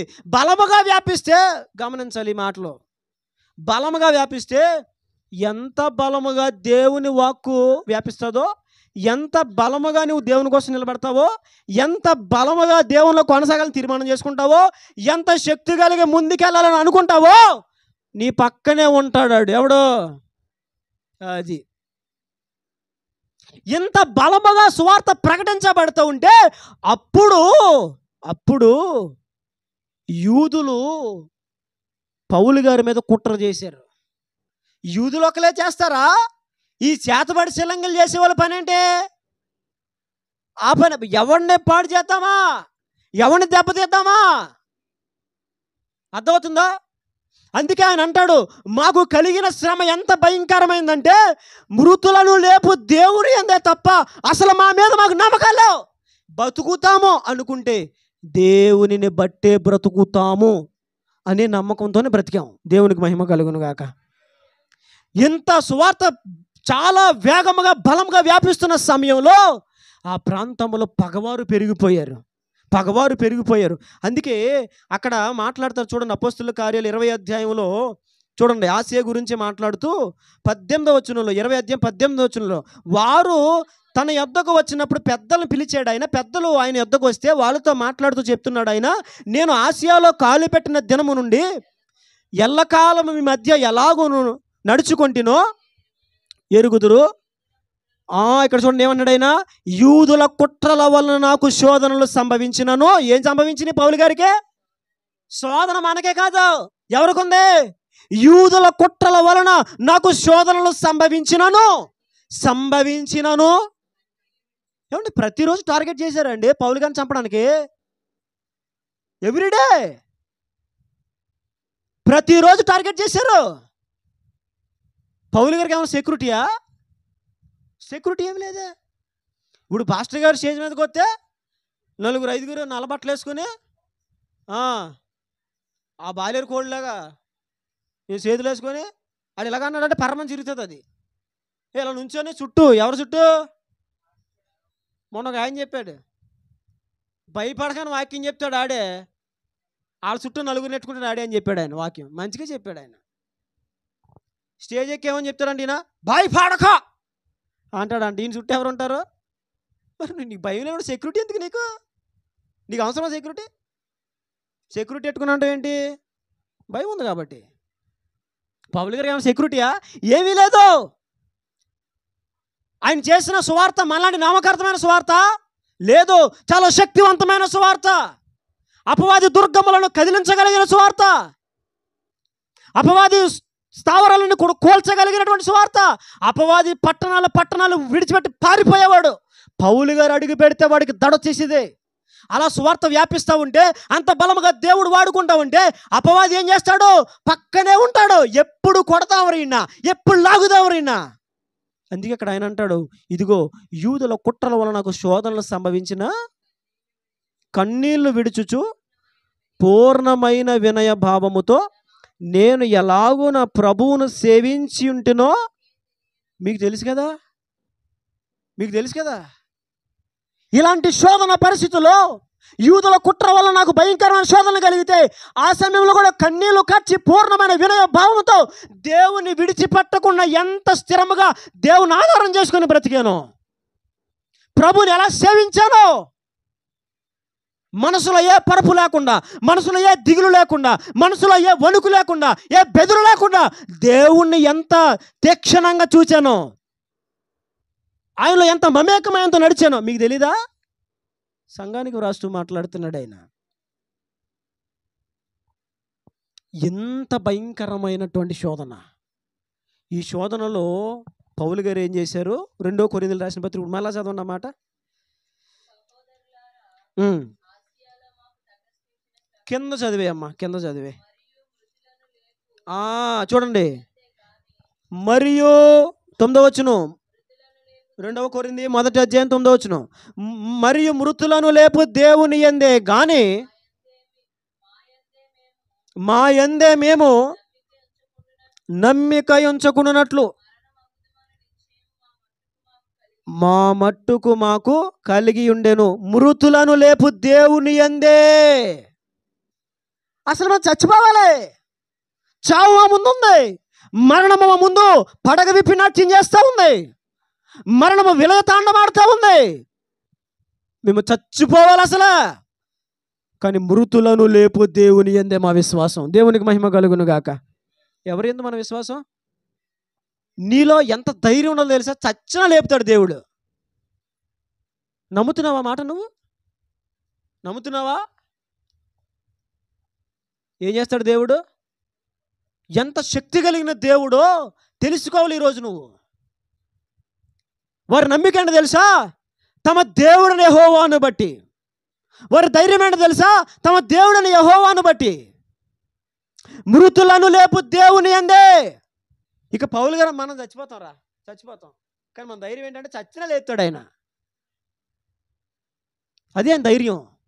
లుస్త్రా పట్టణంలో ఒకసారి రాళ్ళతో కొట్టేలేదా? చచ్చిపోయాడని వదిలేసి వెళ్ళిపోలేదా పౌలు గారిని? కానీ ఏం చేశాడు ఆయన? మరలా లేచి పట్టణంలో ప్రవేశించాడు. దేవునికి మహిమ కలుగును గాక. మృతులను లేపు దేవుని యందే నీ విశ్వాసం. యెహోవాను బట్టి ధైర్యం తెచ్చుకో. మృతులను లేపు దేవుని యందు ధైర్యం తెచ్చుకో. నీకు ధైర్యం ఎలా కలుగుతుంది? యెహోవాను బట్టి ధైర్యం కలుగుతుంది. మృతులను లేపు దేవుని బట్టి నీకు ధైర్యం కలుగుతుంది. మన దేవుడు ఎవరో తెలుసా?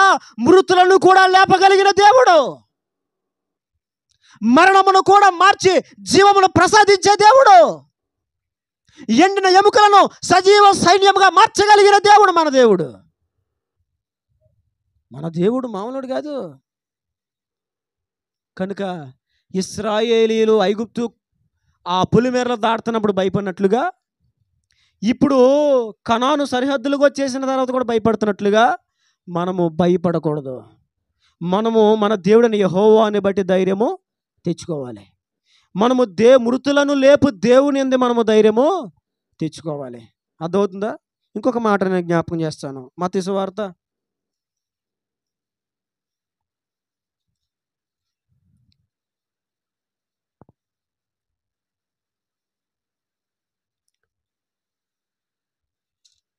14వ అధ్యాయము. మత్తయి సువార్త 14వ అధ్యాయము 28 నుంచి చదవండి. పేతురు, ప్రభువా నీవే అయితే నీళ్ళ మీద నడిచి నీ యొద్దకు వచ్చుటకు నాకు సెలవిమ్మని ఆయనతో నేను ఆయన రమ్మనగానే. చూడండి, పేతురు దోణి దిగి యేసునొద్దకు వెళ్ళుటకు నీళ్ళ మీద నడిచాడు గాని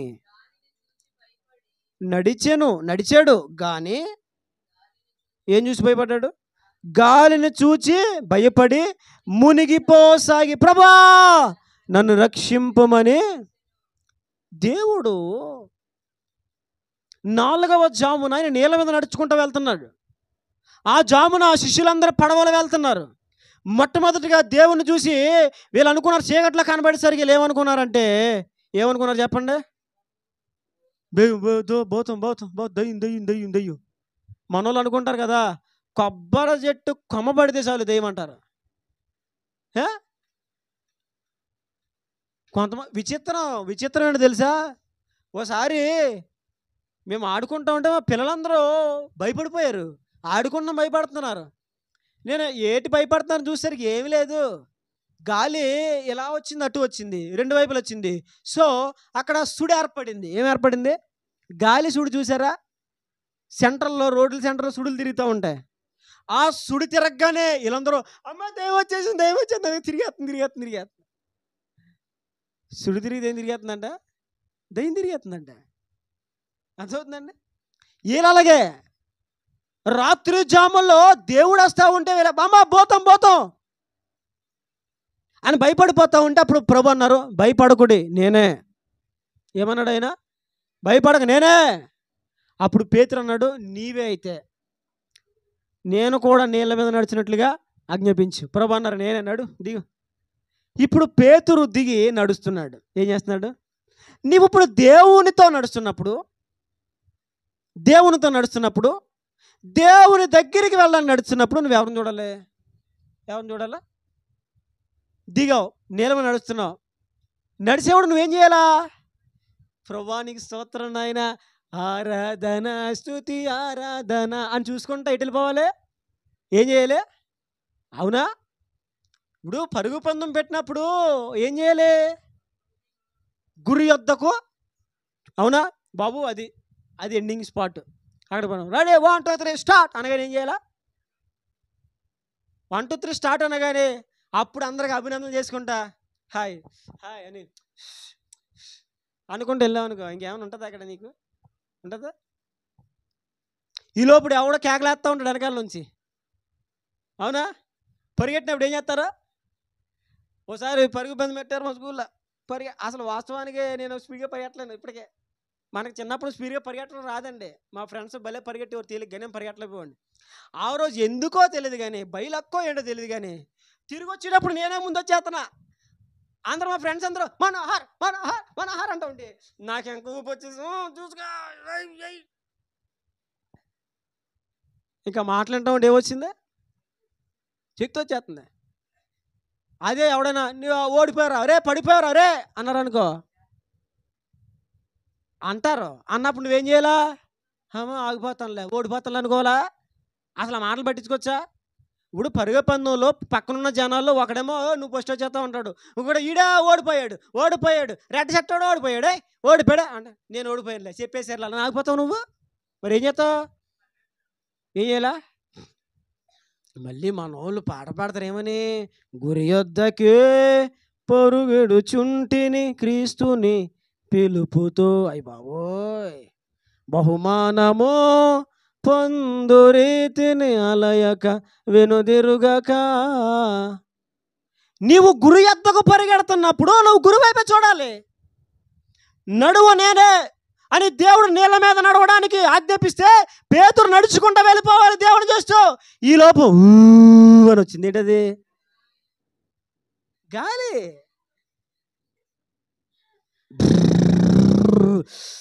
గాలి వచ్చేసింది.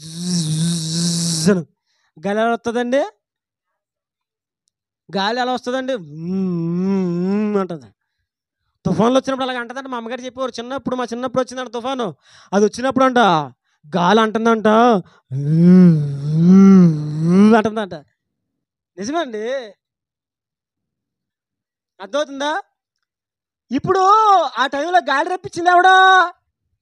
దేవుడు కాదు, సైతాన్ గాడు.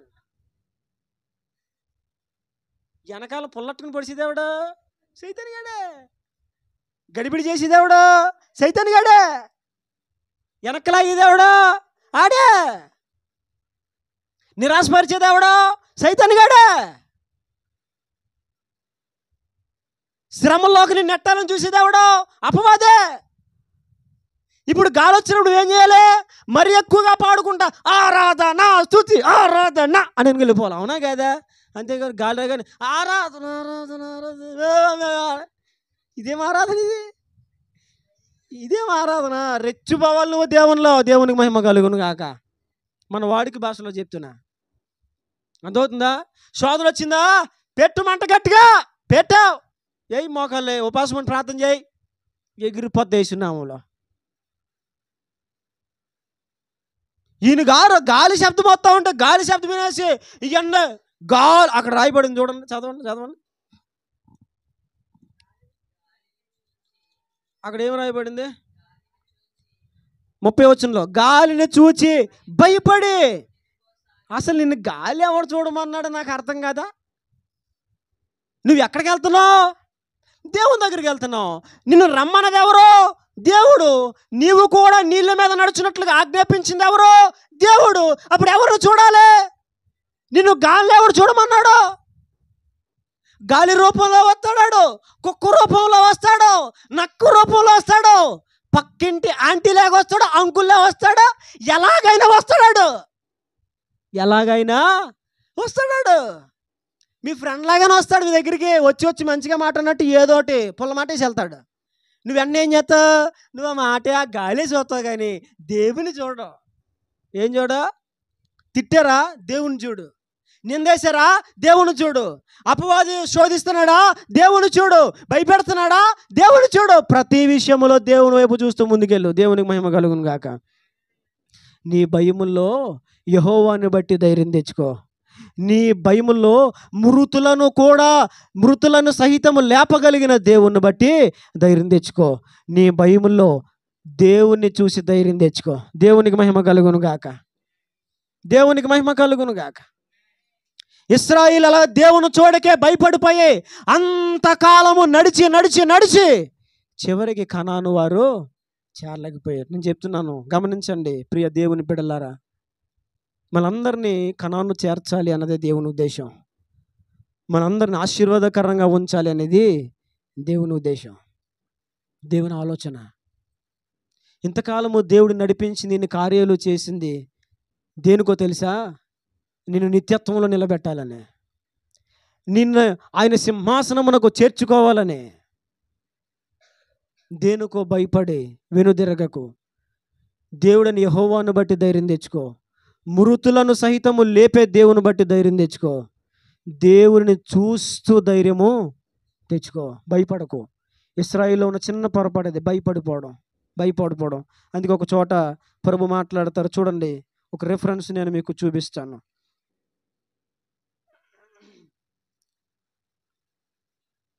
ఇర్మియా గ్రంథం 10వ అధ్యాయం 2వ వచనం.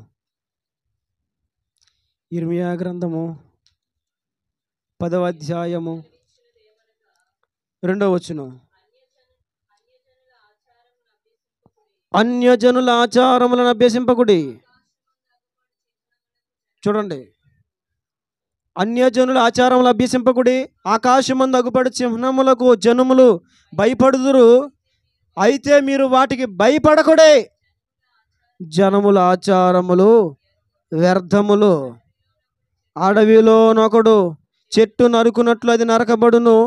అది పనివాడు గొడ్డలితో చేసిన పని. వెండి బంగారుల చేత పనివారు దానిని అలంకరింతురు. అది కదలకయుండునట్లు మేకులు పెట్టి సుత్తెలతో బిగగొట్టి దాన్ని నిలుపుదురు.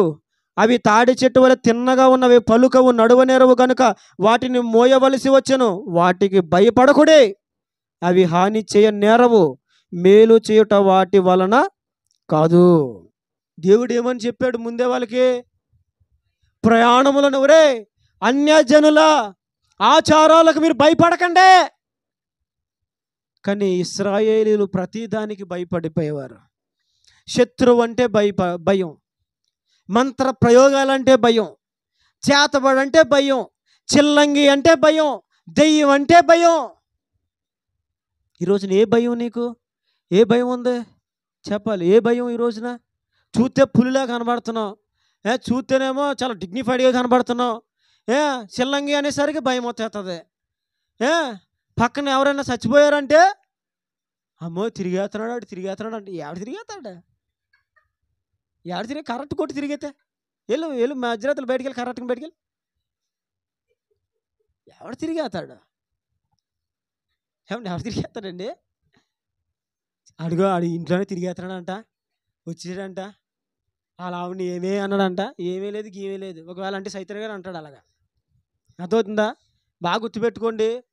చచ్చిపోయిన వాళ్ళు మళ్ళీ తిరిగి వస్తారు అనుకోదు. చచ్చిపోయిన వాళ్ళు తిరిగి రారు తెలుసా మీకు? ఆ ఆత్మలు దేవుని స్వాధీనంలో ఉంటాయి. అర్థమవుతుందా? ఒకవేళ ఎవడైనా తిరుగుతున్నాడు అంటే తిరిగేవాడు సైతన్ గాడే. అర్థమవుతుందా? చచ్చిన వాళ్ళు ఎవరు తిరగరు. చాలామంది అదిగో సచ్చినోడు వచ్చేసాడు, నీ పేరేంటి? నా పేరు రాము. రే రాముగా,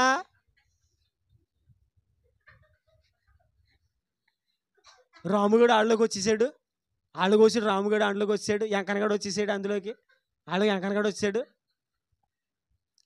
మొన్న యూట్యూబ్లో చూశాను, ఆడెవడో వెళ్ళాడు, అక్కడికి వెళ్ళి చచ్చిపోని ఆత్మలు రెప్పిస్తుందంట ఆవిడ ఎవరోని యూట్యూబ్లో వెళ్ళి చూపిస్తున్నాడు. వాళ్ళ ఫ్రెండ్ చచ్చిపోయాడంట. ఇప్పుడు కూర్చుంది ఈవిడ, వచ్చేసాడు ఎవడో రాముగాడు వచ్చాడు. ఎరా రాముగా, మా ఏంట్రా చెప్పరా, ఉరే నువ్వు అలా చచ్చిపోతున్నావు, నాకు ఫోన్ చేయాలి కదరా. నేను చేశాను కానీ రా, నువ్వు ఫోన్ కాల్ ఎత్తలేదురా, నువ్వు ఎత్తుంటే నేను చచ్చిపోయేవాడిని కాదురా. ఇడు ఉరే నువ్వు నేను ఎత్తపో చచ్చిపోతావేంట్రా. ఈడో పిచ్చోడు, ఈడు మాట్లాడేస్తున్నాడు. వాళ్ళు చచ్చినోడు ఎక్కడన్నా వస్తాడండి, చచ్చినోడు రాడు, వచ్చివాడు ఎవడో అపవాది వస్తాడు, మనుషుల పేర్లు చెప్పుకొని వస్తాడు, మనుషులను ఆధారం చేసుకొని వస్తాడు. నేను ఫలానా ఒకరోజు ఒక ఆమెకి దయ్యం పట్టుకుంది మా సంఘంలో పేపర్లోనే. మా నాన్నగారు అప్పుడు కూర్చోబెట్టి, రే ఎవరు నువ్వంటే, ఆవిడంటది నా పేరు షేక్ షకీమా. ఏంటంట షేక్ షకీమా, మాది భీమవరం అంటుంది.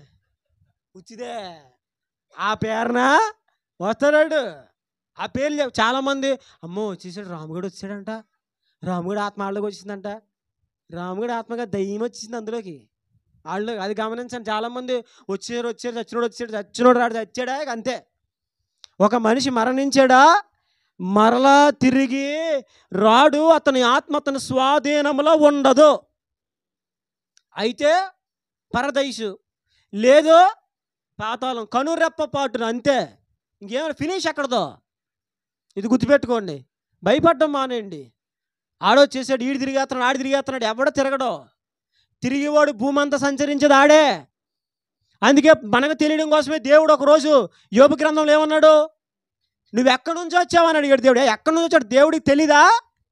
అపవాది ఎక్కడి నుంచి వచ్చాడు దేవుడికి తెలీదా? ఆయన తెలుసు, మరి ఎందుకు అడిగాడు? మనం తెలుసుకోవాలని. అప్పుడు ఏమన్నాడు, నేను భూమి మీద ఇటు అటు తిరుగుతూ అందులో సంచరించుచు వచ్చి తిని. ఆడి పనేంటి?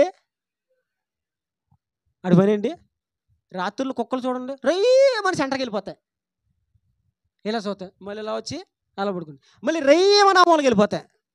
చిన్న సౌండ్ వినబడిందాక దానికి, చిన్న సౌండ్ వినబడిందాక అది ఏం చేస్తూ ఉంటుంది, ఇక అరుతూనే ఉంటుంది. ఆడితిరి ఈడితిరి ఎలా తిరుగుతూనే ఉంటుంది. అవునా కదా? ఆడంతే, అలా వెళ్తాడు, ఇలా వెళ్తాడు, ఆడి పని ఆడుకుంటుంది. ఎవడు పిలుస్తాడా, ఎవడు ఆహ్వానిస్తాడా అని చూస్తాడు. అర్థమవుతుందా? కనుక అన్యజనుల ఆచారములకు భయపడొద్దు. అర్థమవుతుందా? భూతాలు ఉన్నాయి, ఆత్మలు ఉన్నాయి, వచ్చేస్తేనే భయపడొద్దు. అవేమి రావు, మనల్ని ఏమి చేయవు, భయపడకండి. ఈరోజు ఏ భయం నీలో ఉంది? దేవుడు చాలా స్పష్టంగా మాట్లాడుతున్నాడు. ఇశ్రాయేలీయులను కనాను చేర్చాలని దేవుడు వారిని నడిపించాడు. ఆయన అందుకనే వాగ్దానం చేశాడు, నీ శ్రమ, నీ కష్టము, నీ దుఃఖము, నీ బాధ నేను చూచాను. ఇదిగో పాలు తేనెలు ప్రవహించు దేశమునకు నడిపించడానికి నేను దిగి వచ్చాను అని దేవుడు చెప్పి వారు వెన్నంటే ఉండి పగలు మేఘస్తంభములో రాత్రి అగ్ని స్తంభములో వారితోనే ఉండి మండు టెండలో చిక్కటి అరణ్యములో ఎడారి భూమిలో దేవుడు మేఘస్తంభముగా రాత్రి అగ్ని స్తంభముగా వారి మధ్యలో ఉండి నడిపిస్తూ ఉంటే రోజు దేవుడి చేత నడిపించబడి దేవుణ్ణి చూడకుండా శ్రమ రాగానే శ్రమను చూసి భయపడిపోయేవారు వాళ్ళు. వారు ఎలా నడిచారు? వారి ప్రయాణ పద్ధతి ఏంటి చెప్పాలి. ఇశ్రాయేలీయుల ప్రయాణ పద్ధతి ఏంటి? గుడారం మీద మేఘము ఒక దినం నిలబడితే ఒక దినము వాళ్ళు ఆగాలి. ఒకవేళ నెల రోజులు ఆగితే నెల రోజులు వాళ్ళు ఉండాలి. ఒకవేళ ఆ గుడారం మీద మేఘము సంవత్సరం పాటు ఉండిపోతే సంవత్సరం పాటు వాళ్ళు అక్కడే ఉండాలి. ఎప్పుడైతే గుడారం మీద నుంచి మేఘము ఇలా ఎత్తబడుతుందో, ఒరే దేవుడు బయలు వెళ్ళమంటున్నాడు అని చెప్పి ఎక్కడికక్కడ లాడీ బెడ్ అన్ని సర్దుకొని మూటముళ్ళు కట్టుకొని బయలుదేరాలి. ఇది వాళ్ళ ప్రయాణ పద్ధతి. మేఘము గుడారము మీద నుంచి పైకి వెళ్తూ ఉంటే ఇశ్రాయేలీయులు ప్రయాణం అవుతున్నారు. గుడారం మీద అది నిలిచినప్పుడు వారు నిలిచిపోతున్నారు. అది ఒక దినమైనా, ఒక నెల అయినా, సంవత్సరమైనా, 2 సంవత్సరాలైనా గుడారం మీద మేఘము ఎన్ని దినాలు నిలిచిందో అన్ని దినాలు వాళ్ళు ఆగిపోవాలి. పైకి ఎత్తబడితే వాళ్ళు ప్రయాణము. పొద్దున లెగిస్తే మేఘస్తంభం, అర్ధరాత్రి లేచి చూస్తే అగ్నిస్తంభం. అందుకే మేఘస్తంభములోను అగ్నిస్తంభములోను వారి మధ్యలో ఉండి దేవుడు వారిని నడిపించాడని రాయబడి ఉంది బైబిల్లో. పొద్దున్న లెగిస్తే మేఘమా? మిట్ట మధ్యాహ్నము ఎండ దెబ్బ తగలకుండగా నీకు మేఘమా? ఎడారిలో, ఎడారి భూమిలో ఎండలు ఎలా ఉంటాయి? గోమద కొట్టినట్టు ఉంటాయి, భయంకరంగా ఉంటాయి. ఆ ఎడారి ప్రదేశంలో ఎండ వడగాలుపు దెబ్బకి చాలామంది చనిపోతారు తెలుసా? ఇసుక ప్రాంతాల్లో నీళ్లు లేక. ఇక ఎడారి ప్రాంతాల్లో ప్రయాణం ఎలా ఉంటుందంటే చుట్టుపక్కల ఏముండవు, ఏమీ కనబడవు, నలుదిశలో ఏ సహాయం ఉండదు. మనమైతే ఏముంది, టిఫిన్ చేయలేదనుకో, నడిచేలే తాళపాలెం వెళ్ళి టిఫిన్ చేద్దాంలే, నడిచేలే తుని వెళ్ళాక తిందాంలే. ఎవరో మనం, అవునా? సోడవరం వెళ్ళి తిందాంలే, దేవరపల్లికి తిందాం. ఎందుకని? అడుగు టిఫిన్ దొరుకుతాయి, మనల్ని పిలిచేస్తారు అప్పుడు టిఫిన్కి, అవునా కదా? ఇప్పుడు హోటల్ దగ్గర కూర్చున్నారు, ఎవరో బయట విజిల్ చేసి కూర్చున్నారు, నువ్వు వెళ్ళావనుకో పిలిచేస్తున్నారు, మనం వెళ్తే పిలిచేస్తున్నారు. కానీ ఎడారిలో అలా ఉండదు, అసలు ఏమీ ఉండదు, నిశ్శబ్దం, అంతా నిశ్శబ్దమే. ఇలాంటి ఎడారుల్లో దేవుడు తన మేఘస్తంభమును వాళ్ళ మీద ఉంచి ఎండ తగలకుండా వారిని కాపాడుతూ నడిపించాడు. కానీ వారెప్పుడు ఆకలి బాధనే చూసుకున్నారు, వారెప్పుడు వారి శ్రమనే చూసుకున్నారు, వారెప్పుడు వారి ఇబ్బందులే చూసుకున్నారు, వారెప్పుడు శత్రువులనే చూశారు. కానీ వారి మీద ఉన్న మేఘాన్ని వాళ్ళు, అరే మేఘం ఎత్తబడితే మనం లెగుస్తున్నాం కదా, మేఘము నిలిస్తే ఆగుతున్నాం కదా, మనల్ని నడిపించేది దేవుడే కదా, దేవుడు చూసుకుంటాడు కదా, ఈ విశ్వాసములోనికి, ఈ నిశ్చయతలోనికి, ఈ అనుభవంలోనికి వాళ్ళు రాలేదు. నేను చెప్తున్నా ఒక మాట, దేవునిని తప్ప నువ్వు ఏది చూసినా నీకు ధైర్యం కలగదు. చివరిగా నేను చెప్పే మాట, దేవుని వైపు తప్ప నువ్వు ఎవరి వైపు చూసినా నీకు ధైర్యము కలగదు. దావీదు తన దేవుడని యెహోవాని బట్టి ధైర్యం తెచ్చుకున్నాడు. పౌలు మృతులను లేపు దేవుని యందు ధైర్యం తెచ్చుకున్నాడు. పేతురు ప్రభు వైపు చూస్తూ ఉన్నప్పుడు ధైర్యంగా సాగాడు. గాలిని చూసినప్పుడు మునిగిపోసాగాడు. ప్రభు వైపు చూస్తే వెళ్ళిపోతే ధైర్యంగా ముందుకెళ్ళిపోతాం, గాలిని చూస్తే ఆగిపోతాం. కనుక ఈరోజు ఏం చూస్తున్నారు? ఈ రోజున ఎలా ధైర్యం కలిగి ఉండాలి? భయపడకూడదని దేవుడు మాట్లాడాడు. భయం కలగకుండా ధైర్యంగా ఎలా ఉండాలో కూడా దేవుడు మాట్లాడారు. కాబట్టి వాక్య లేఖనాలు మీరు గుర్తుపెట్టుకోండి. దేవుడు చాలా స్పష్టంగా ఈరోజు మనతో మాట్లాడారు. పరిశుద్ధాత్మ దేవుడిచ్చిన సందేశాన్ని నేను నమ్మకంగా మీ ముందు పెట్టాను. ఇది నాది కాదు, నా శరీర ఉద్రేకాలను బట్టి కలిగింది కాదు, నా తలంపులను బట్టి సిద్ధపరిచినటువంటి లేఖనం కాదు. దేవుడు నాకు ఇచ్చిన లేఖనం నేను మీకు తెలియజేశాను. ఈ లోపాన్ని బట్టి వారు కనానుకి చేరలేకపోయారు, వాగ్దాన ఫలము వారు పొందలేకపోయారు, శత్రువులు వారు జయించలేకపోయారు. భయం భయం భయం వదిలేసుకో. భవిష్యత్తును గురించి భయపడుతున్నావా? అప్పులను బట్టి భయపడుతున్నావా? ఆత్మీయ జీవితాన్ని ఎలా ముందుకు కొనసాగించుకోవాలి అని భయపడుతున్నావా? ఉన్న రోగాన్ని బట్టి భయపడుతున్నావా? కష్టాన్ని బట్టి భయపడుతున్నావా? శత్రు సమూహమును బట్టి భయపడుతున్నావా? దేవుడు ఈరోజు మాట్లాడుతున్నాడు, నన్ను చూసి ధైర్యం తెచ్చుకో. దేవుడు అనే యెహోవాను బట్టి మనము ధైర్యము తెచ్చుకోవాలి. మృతులను లేపు దేవుని బట్టి ధైర్యము తెచ్చుకోవాలి. ప్రభువును చూస్తూ ధైర్యము తెచ్చుకోవాలి. అట్టి కృప ఈ మధ్యాహ్నము ఇక్కడ కూడి ఉన్న అందరికీ కూడా మన దేవుడు సమృద్ధిగా అనుగ్రహించి నడిపించును గాక. ఆమేన్. దేవుడి మాటలు మన వెనుకలు దీవించి ఫలింపచేయును గాక.